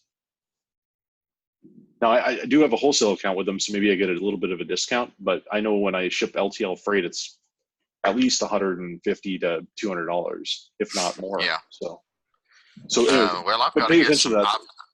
Definitely. I got to make another trip down there and get the 40 in order to do my tanks. I don't have any 40, and they were out the last time I went. The other one with the 040 or 032, if you can use it in smaller chunks, I get it chopped into 2-foot by 4-foot chunks sometimes, and that's shipped pretty cheap as well. I can get 5 or 6 2-foot by 4-foot sheets shipped for like $25 or so. So that if you can, I didn't know that. It doesn't always work out, and like some things like the CX7 wings bar webs are 040 and they're 8 feet long. So, well, I guess Can you go up to a 3-foot sheet, like 3x4? You can. I'm not sure. 4 Yeah, I'm not sure what the shipping break, where the break is on UPS, because UPS is like dimensional plus weight. So 3 by 4 foot, the biggest you can do on UPS. Okay. 3x4. So, yeah, so if you get a 12-foot sheet, you can have it cut into 4 pieces, and they'll still ship at UPS. Otherwise, awesome. you can roll it. Yeah, I've been getting 4x8 sheets and just stick it in the back of the truck. If you're getting enough, it might be worth doing that, but, or, if you can handle processing it like that. But yeah, I mean, otherwise, I prefer getting the little 2-foot by 4-foot sheets, because I can whip those around and store them easy and everything. I don't have to roll them. I can keep flat. Right. And I can't get awesome. I can't get 040 locally in 6061. So if I need a big chunk, then I just have to LTL freight it from Wicks or Spruce or somewhere else. Okay. But yeah. A lot of local places will have 32 and up. Yeah. Usually won't have the thinner. So. Anybody familiar with the 5005 series? 5052 is good for welding fuel tanks. Well, I think they Metal Supermarkets has got the 040, but I think it's called a 5003, and I didn't know if it would be okay to make a tank out of that or not. They're only 40 miles from me. Not familiar with I guess I could look it up. Yeah. Usually with I may be aircraft, wrong on that. yeah, it's usually 52 is what you'll find in most of your Pipers and Cessnas for welded tanks.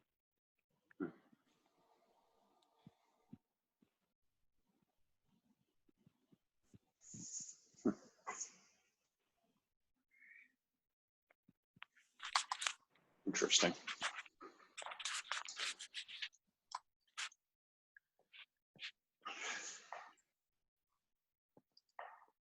Well, I suppose I better get back out in the shop and make some more parts here and get my CX7 further along. So. Well, my problem is I just found out my puppy chewed my charger from my computer in two, so I got no way. My computer's fixing to go dead. It's at 30%, so I'm gonna have to get a charger cable now for it. Oh, I see there was a Billy Miller that's going to. Anybody know who that is? Yeah. Hi, see Billy Miller. Welcome. Can you hear us okay? I don't know. Can you hear me? Yeah, there we can hear you. Can you hear me? Welcome to the call. Good. No, this is the first time I joined in. I've listened for a few times. I have a Thatcher CX4. Cool. 426 Foxtrot, serial number 426. So I see I didn't get my camera turned on my phone so that you could see who I am. I'll figure that out next time. Okay, sounds good. Well, thanks for joining. Yeah. But I got about 60 hours on mine. Oh, good. And it flies great. Did you scratch build it, or did you get parts? I actually bought one. I bought one that was started. Okay. And then after I got to building it, I just totally said I'm gonna build it from plans. So the only thing that's original on it is the cage around the pilot, the floor, 2 wing walks, and the 2 side panels with the access holes. Everything else is plans built by me. Cool. Very good. Hey, Billy, where are you located? I am in, the airplane is in Montgomery County, 43 Alpha. I actually live in Whispering Pines, North Carolina. Cool. I'm going to look that up. Whispering Pines. What are you close to? Yeah, Southern Pines is Moore County Airport there, but I like this little small airport in Montgomery County. That's where I built the plane at. I worked with an A&P for about 15 years on the weekends and whenever else I could get here. So that's where I learned a little bit about the plane and to start building it without being afraid of it. And I built the engine too. So cool. What engine do you have?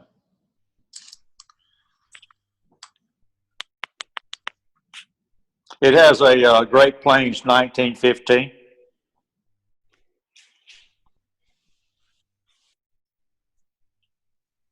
My only problem right now is I had Jeff, Props Incorporated, make the prop.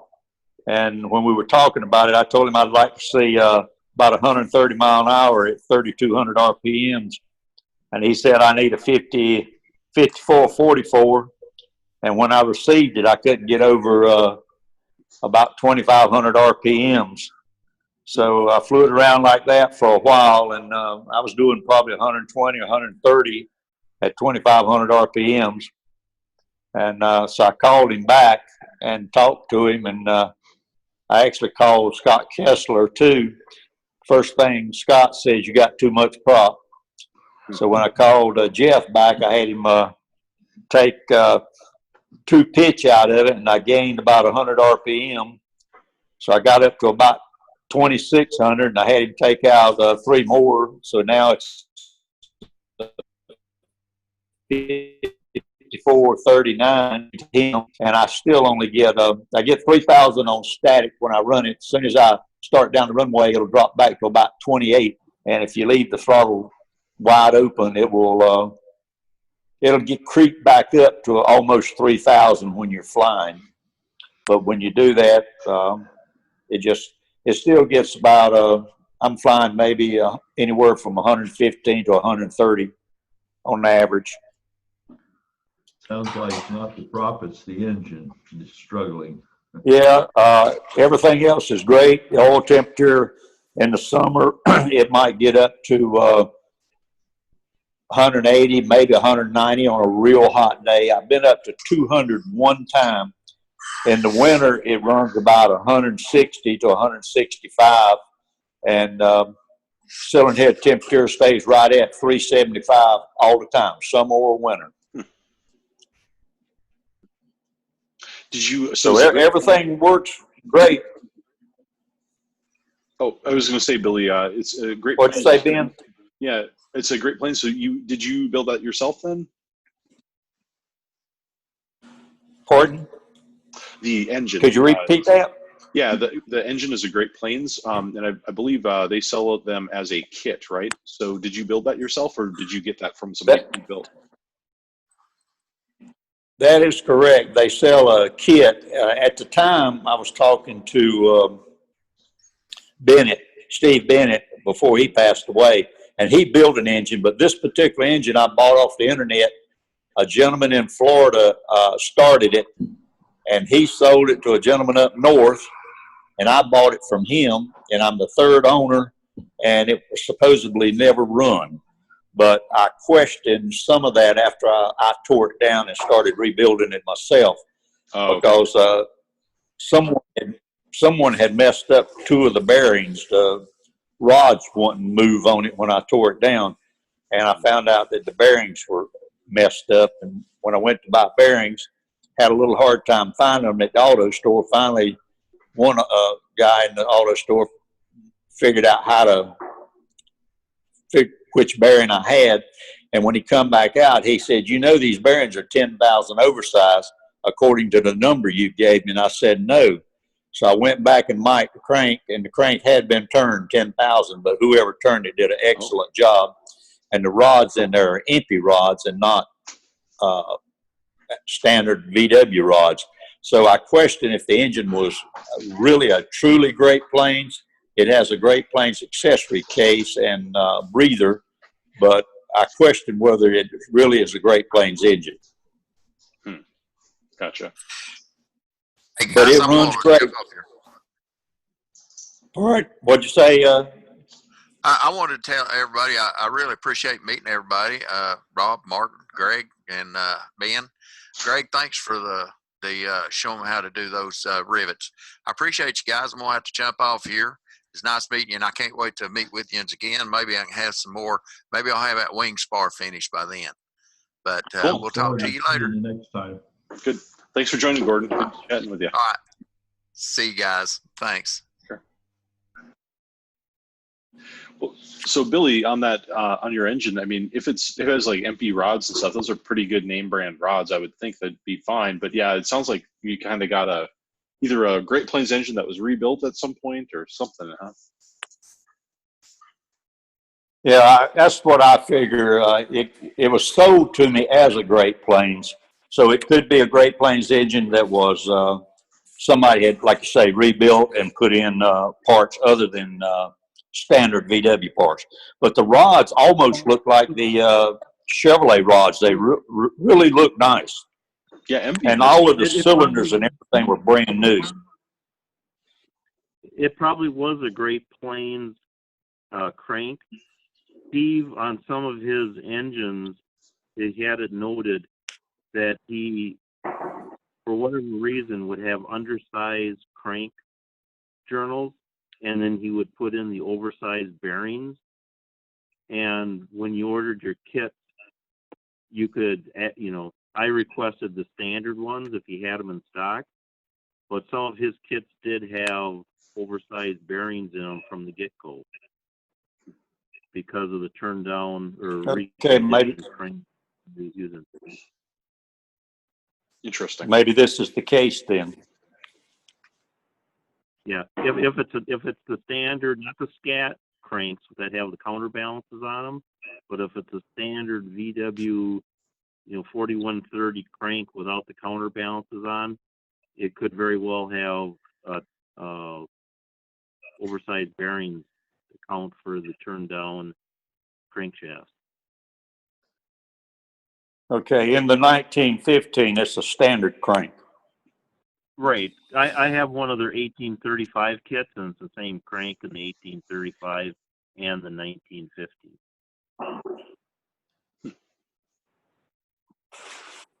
Well, that's good to know. Billy, from the numbers you gave us, it sounds like a pretty good engine.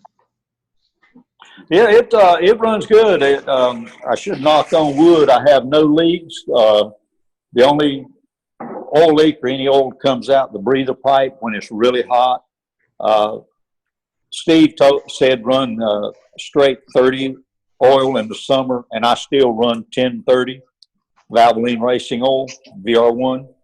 And the only problem I had with the engine from the start was the rocker arms have the ball feet. And when I was running it up, I ran about 17 hours on the ground and everything before I actually took off. And the little balls on the rocker arms kept turning over to the round side off the flat. And by this time, Steve had passed away, and Great Plains had gone through a couple of guys, and the last one, he can sell you a good engine, but he doesn't know much about them. So I called Scott and talked to him, and he said that he has seen those valves grow 20 thousandths, which that's probably just what was happening and letting the ball turn over. And I asked him what kind of feet did he put on his, and he said he uses the ball feet, but they're called scat. And I asked him, I said, you have a set in stock? He said, yeah. I said, send them to me. And I put those in, and when I was doing it and adjusting the valves, I noticed that the flat on his balls were probably 4 times the size of the ones that was on it. And ever since I've done that, I have never had one to turn over again. So somebody that might has a Great Plains engine that has never been changed, if it has the ball feet on them, and they say, you know, they get a little skip or something every now and then, and if they got the ball feet, it might pay them to check and make sure that the little ball is not turning over. Interesting.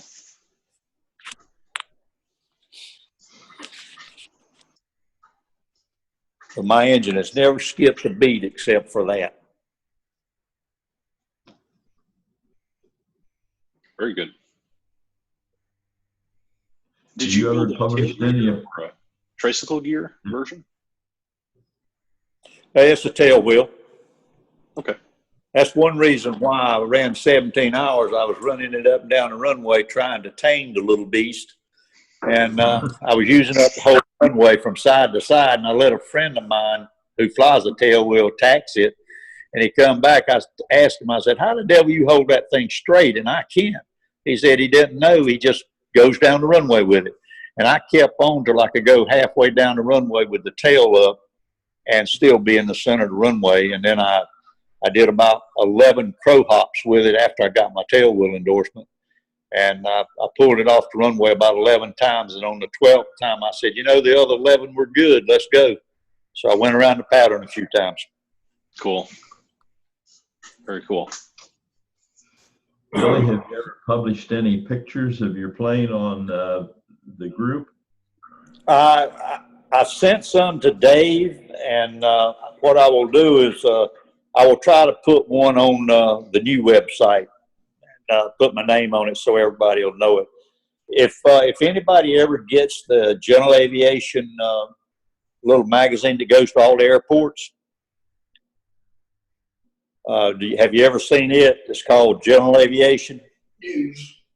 I think I have a couple of times. I don't subscribe or anything, but. Okay, it goes to a lot of the airports. It's called General Aviation News. Right. It's a little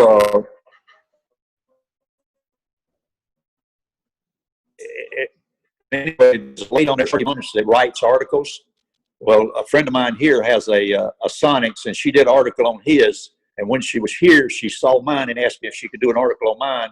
So hopefully in July or maybe August, there'll be an article in that General Aviation News magazine on my plane. And I also, while I was talking to her, I also mentioned the CX-5 and the CX-7. So she probably put a little note in there about those too. Sounds like I know good advertising. I tried. There's actually a CX-5 being built real close to me. The man that's building it, I don't remember the serial number, but he's almost through. He should get it inspected in about 2 weeks. And he's going to bring it up here to this airport and keep it. But he's been looking at mine and taking pictures, and I've been telling him a few things about building it, helping him along. But his CX-5 should be flying hopefully by next month anyway. Cool.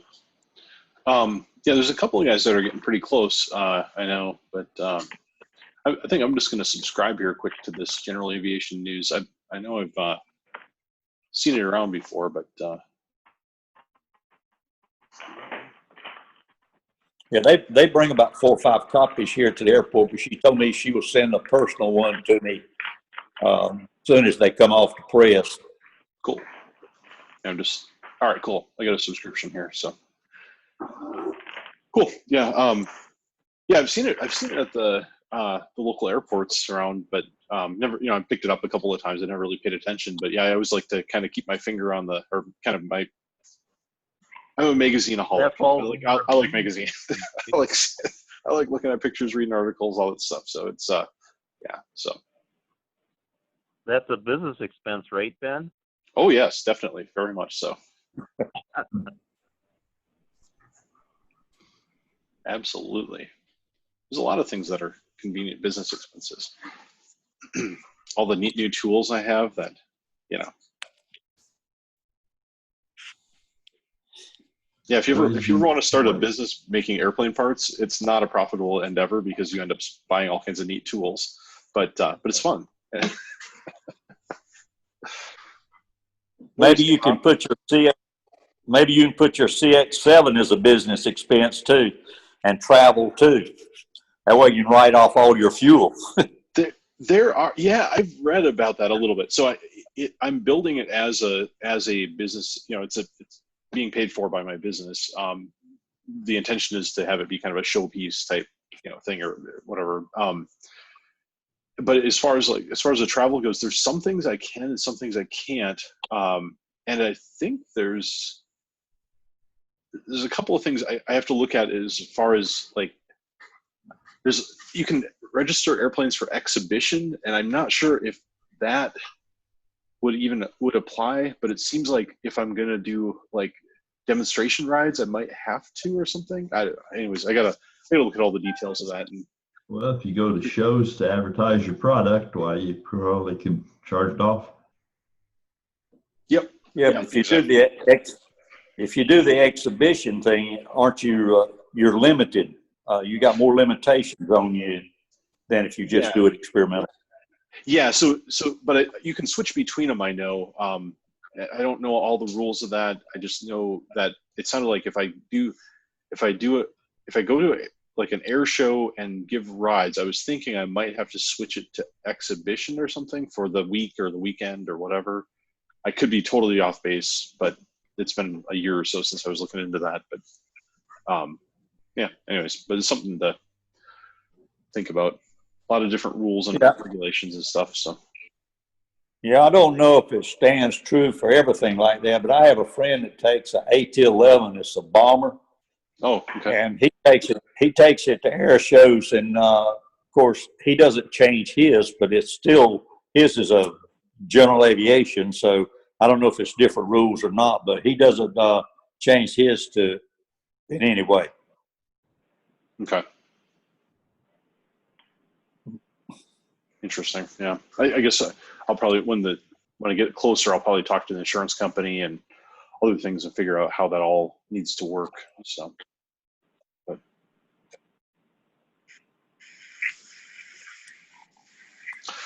And then I was thinking too, because I want to do like Young Eagles flights and things like that with it. So it might be something where I just personally buy it back from my business once it's complete or nearing completion or something, or it might be something where my business insurance won't allow the business to own it, or, you know, so there's all those little details that who knows. But.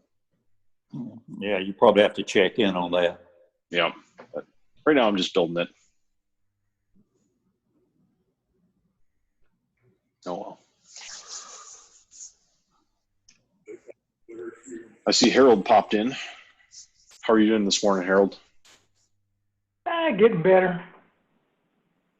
Can you hear me okay? I can hear you just fine. Yeah. I got to personally thank Brad Markham. He sent me the layout for the cylinder baffles. Oh, okay.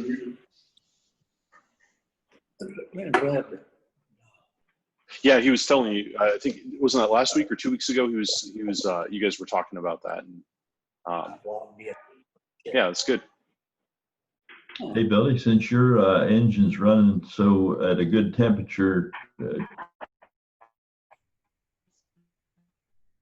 pictures of your baffles. I used, I had two drawings for the baffles. I had the ones from Great Plains and I had the ones from Dave. And I used the ones from Dave. And basically, I was just real careful to kind of bend everything. When I get the video part of this phone to work, maybe next time I'll actually go out there and I'll have the cowling off. And I'll be able to show it. I guess the app on this phone, it's an iPhone, the app on it where, you know, when you're talking to someone, you can see yourself and them. I guess before I logged in, I should have clicked on that app. That way the camera would work both ways. Yeah, you should be able to turn it on now if you want, but I mean, it's not mandatory. But you can. Well, what I have to, I'm seeing the three of you on the screen now, but in order to get to that app, I'd have to push my little button and go back to the home, and I'm afraid it'll cut us off. Oh, yeah, because you're in the. There should be a. Try just like touching the screen. That should pop up a little menu or something where you can turn on your video. All I did was get. It says leave, and then it's got the audio. Whoop, what's down at the bottom? Mute, start video. There you go. Is that it? Yep. Try that. All right, just a minute. Meeting would like to access the camera. Okay. There you are. Hey, Wearing a red shirt. We see it now. How about that? Cool. Learn something every day. Technology is wonderful. Well, in that case, let me walk out in the hangar. Cool. See if this stays on. Cool. That'd be good.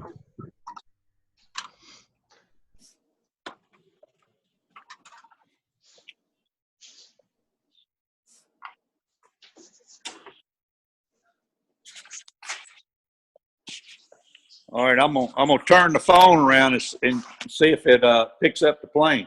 Okay.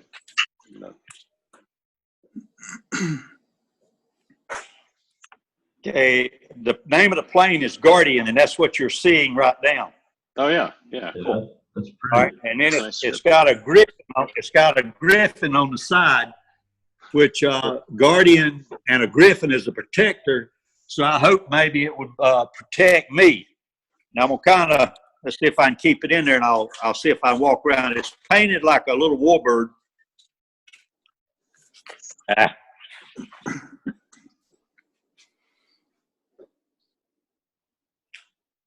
So you get a good shot of the hangar, not much of the plane. There it is. Yeah, this looks really nice. Yeah. Can you get And a then it's shot got of the front of the checkerboard. airplane? It's got a checkerboard tail. Saw that. Very nice. Your cooling fins? I don't know if it'll. See, I don't know if you can see them. No, it's pretty dark in there. But the next time, since I know how to get the camera on, I will. I'll have the cowling off where you can actually see them. Cool. Yeah, that'd be awesome. What's your temperatures running on your engine? The oil temperature in the summer will run probably 180 to 190. I've been up to 200 one time and just throttled back, but it was like 98 degrees. And how about cylinder head? Cylinder heads run about 350 to 375 all the time.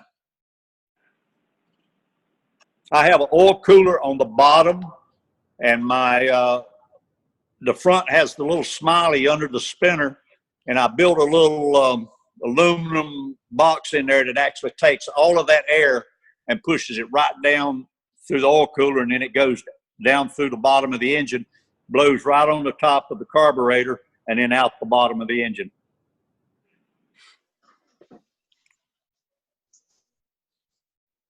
Very good. So how long did it take you to build that one? When did you start? When did you said you got flying in 2012? I bought the, like I say, I bought a starter kit from a gentleman in Florida.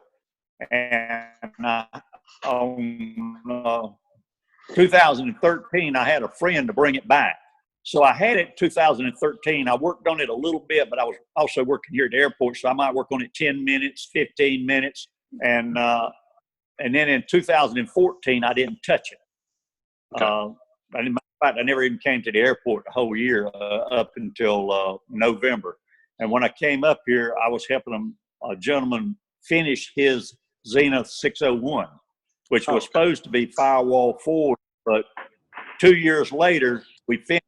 And during that time, I would work on mine on the weekend and help him all during the week.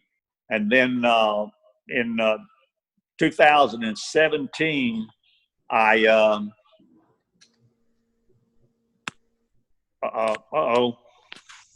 think I lost everybody. Oh, we can hear you. Okay. Video went away, but that's. I had one of those things. Okay, it's actually.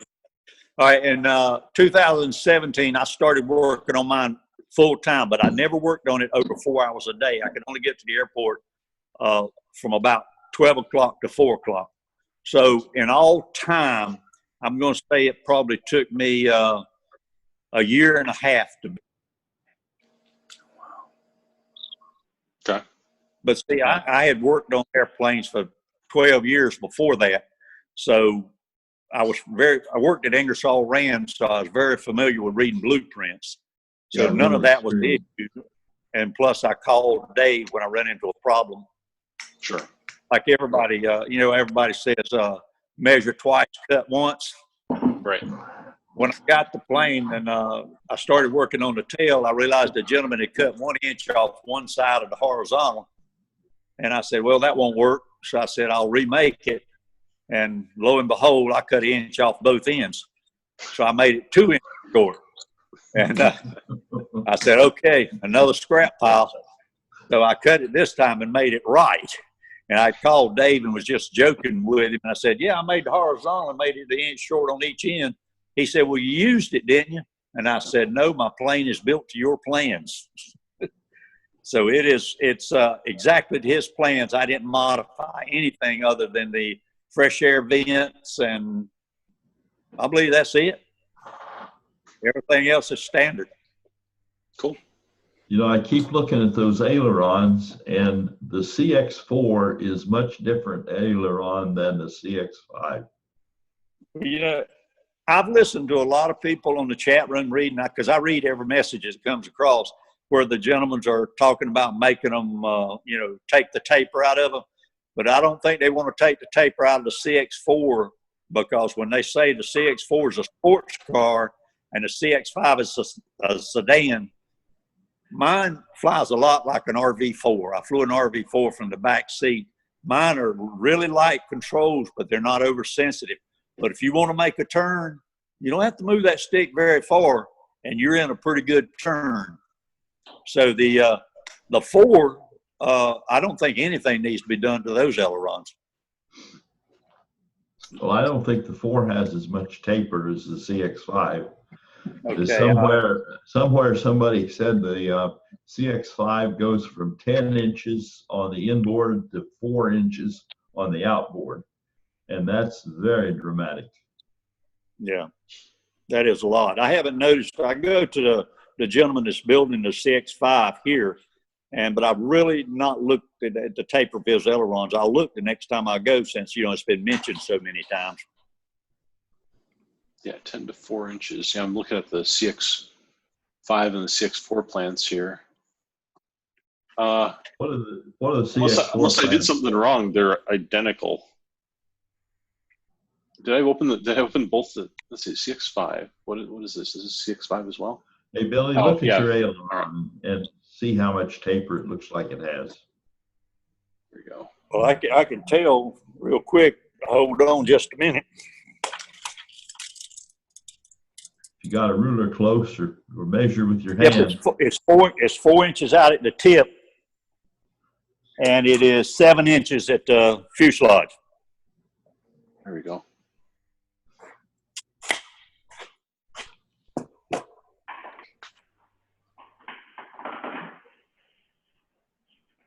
What's the name of the guy with the CX5?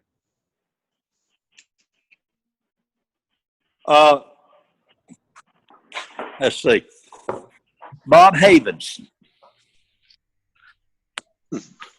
His when the lady Sparky was doing the research on my plane, and she looked up and said there was 70 some CX4s registered in the United States, and I told her there's probably more than 100 flying, because they're flying all over the world. And she said there was 5 CX5s registered, and his will be one of them because he's got his tail number and everything already. And I guess there's 3 flying that we know of, I guess, and his will be flying hopefully, like I say, next month. Cool.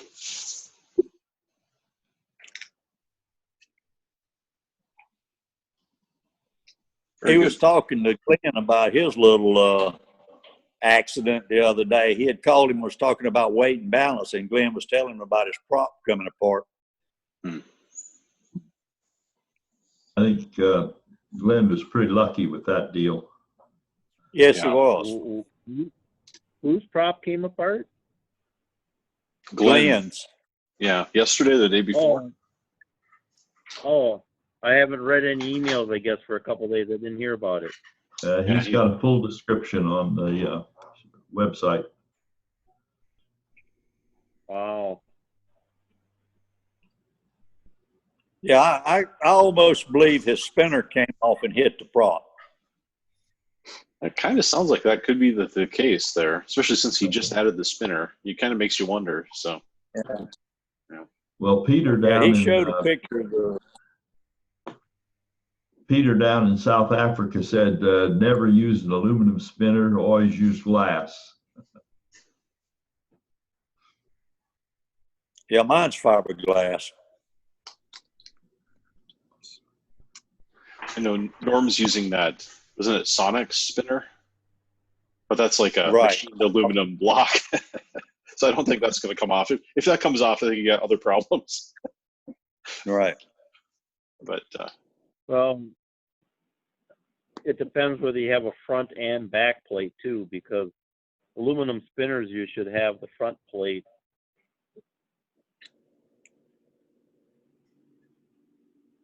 Yeah, mine's got a front and a back. I don't have any bolts in the front, but I had a slight little vibration, and every time I would check on every 25 hours when I checked my bolts on the prop, I noticed a little bit of dust in the spinner, so I took some silicone and went around that front bulkhead and pushed it back, and I haven't had the spinner off since then, so I don't know if I'm fixed my peak or not. What size engine do you have on the CX4? Mine's a 1915.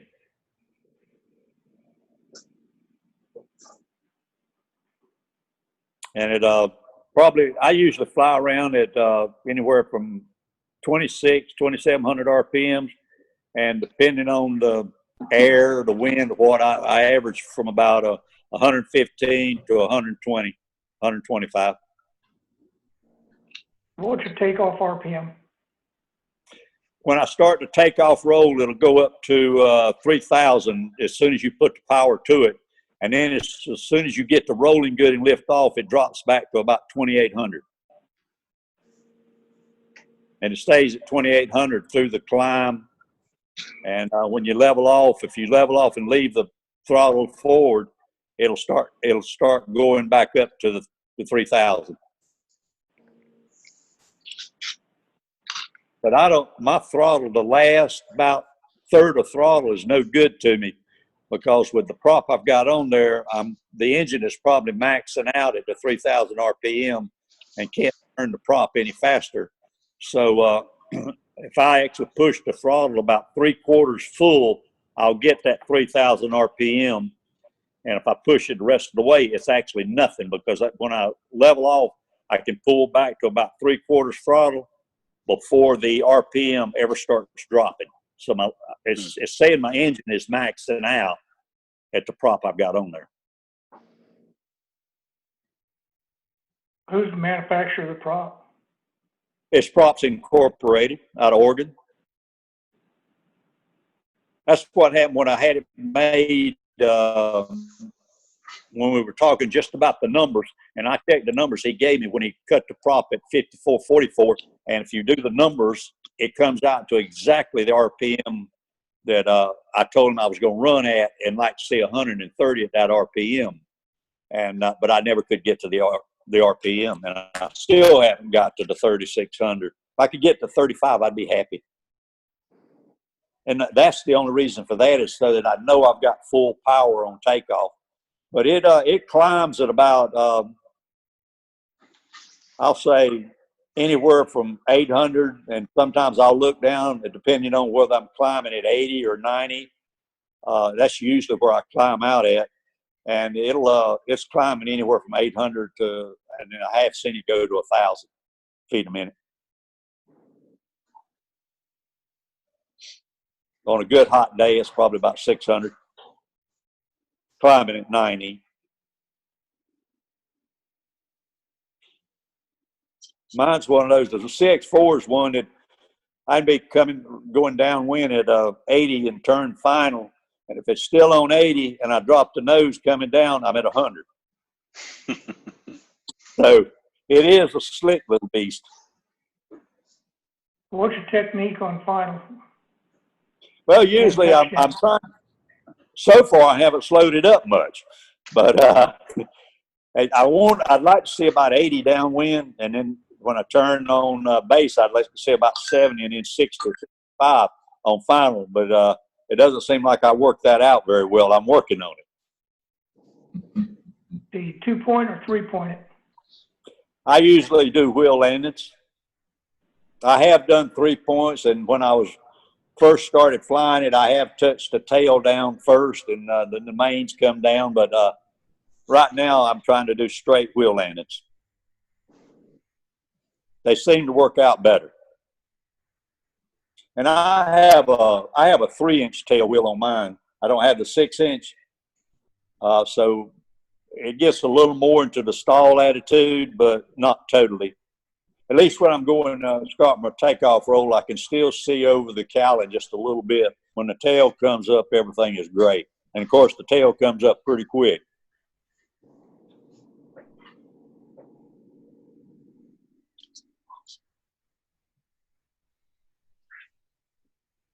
Very cool.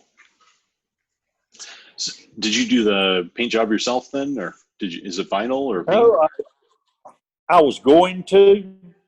And when it got time to paint it, there was a painter that used to come up here to the airport and paint a couple of planes for us. So I contacted him and told him if I did everything, all the prep work and everything, would he spray it for me? Because I figured his worst day would be better than my best day. So he sprayed it for me, gave me a pretty good price for just spraying it for me. He said he wouldn't do it for anybody else, but it turned out well. I'm well satisfied with it. Very good. Yeah, it looks really nice. I told myself I wasn't going to build a show plane, but I wanted to build a safe plane.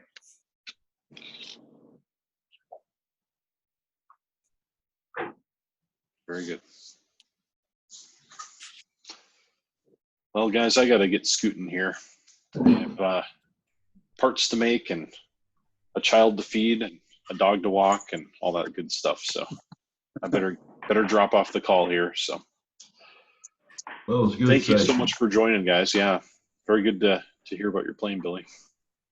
Yeah, you're welcome. I hope to be able to join next time too.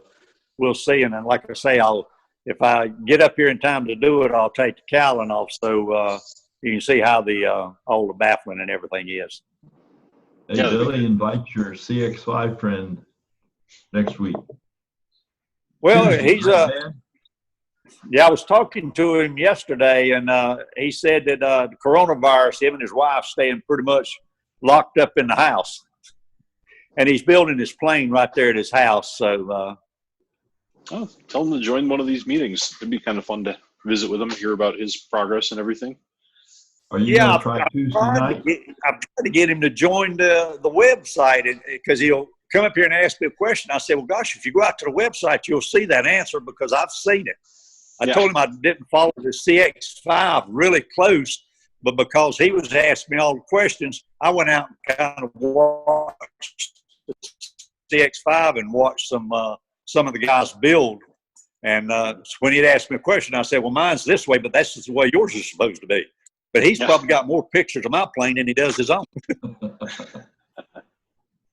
Funny.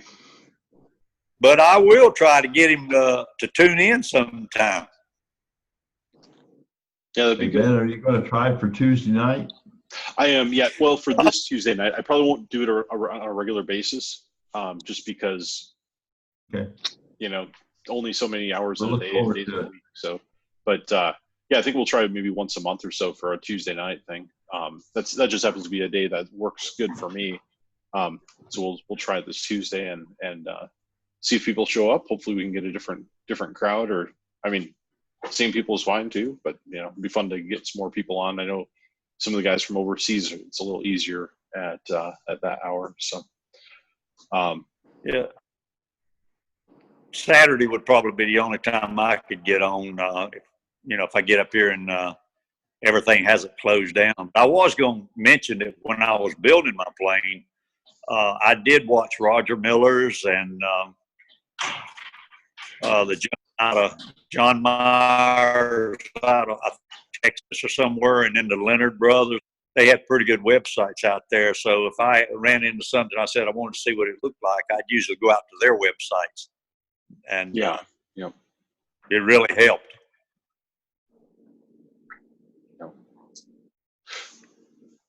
Well, cool. Well, thanks, guys. We'll we'll still do the Saturday ones.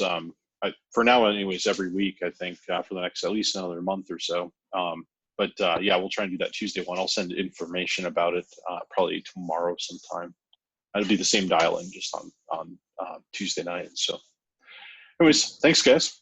Have a really good weekend. Have a good weekend. Yeah. All right. Thanks, We'll see Ben. everybody. Take care. Yeah. Have a good one. All right. Bye, guys.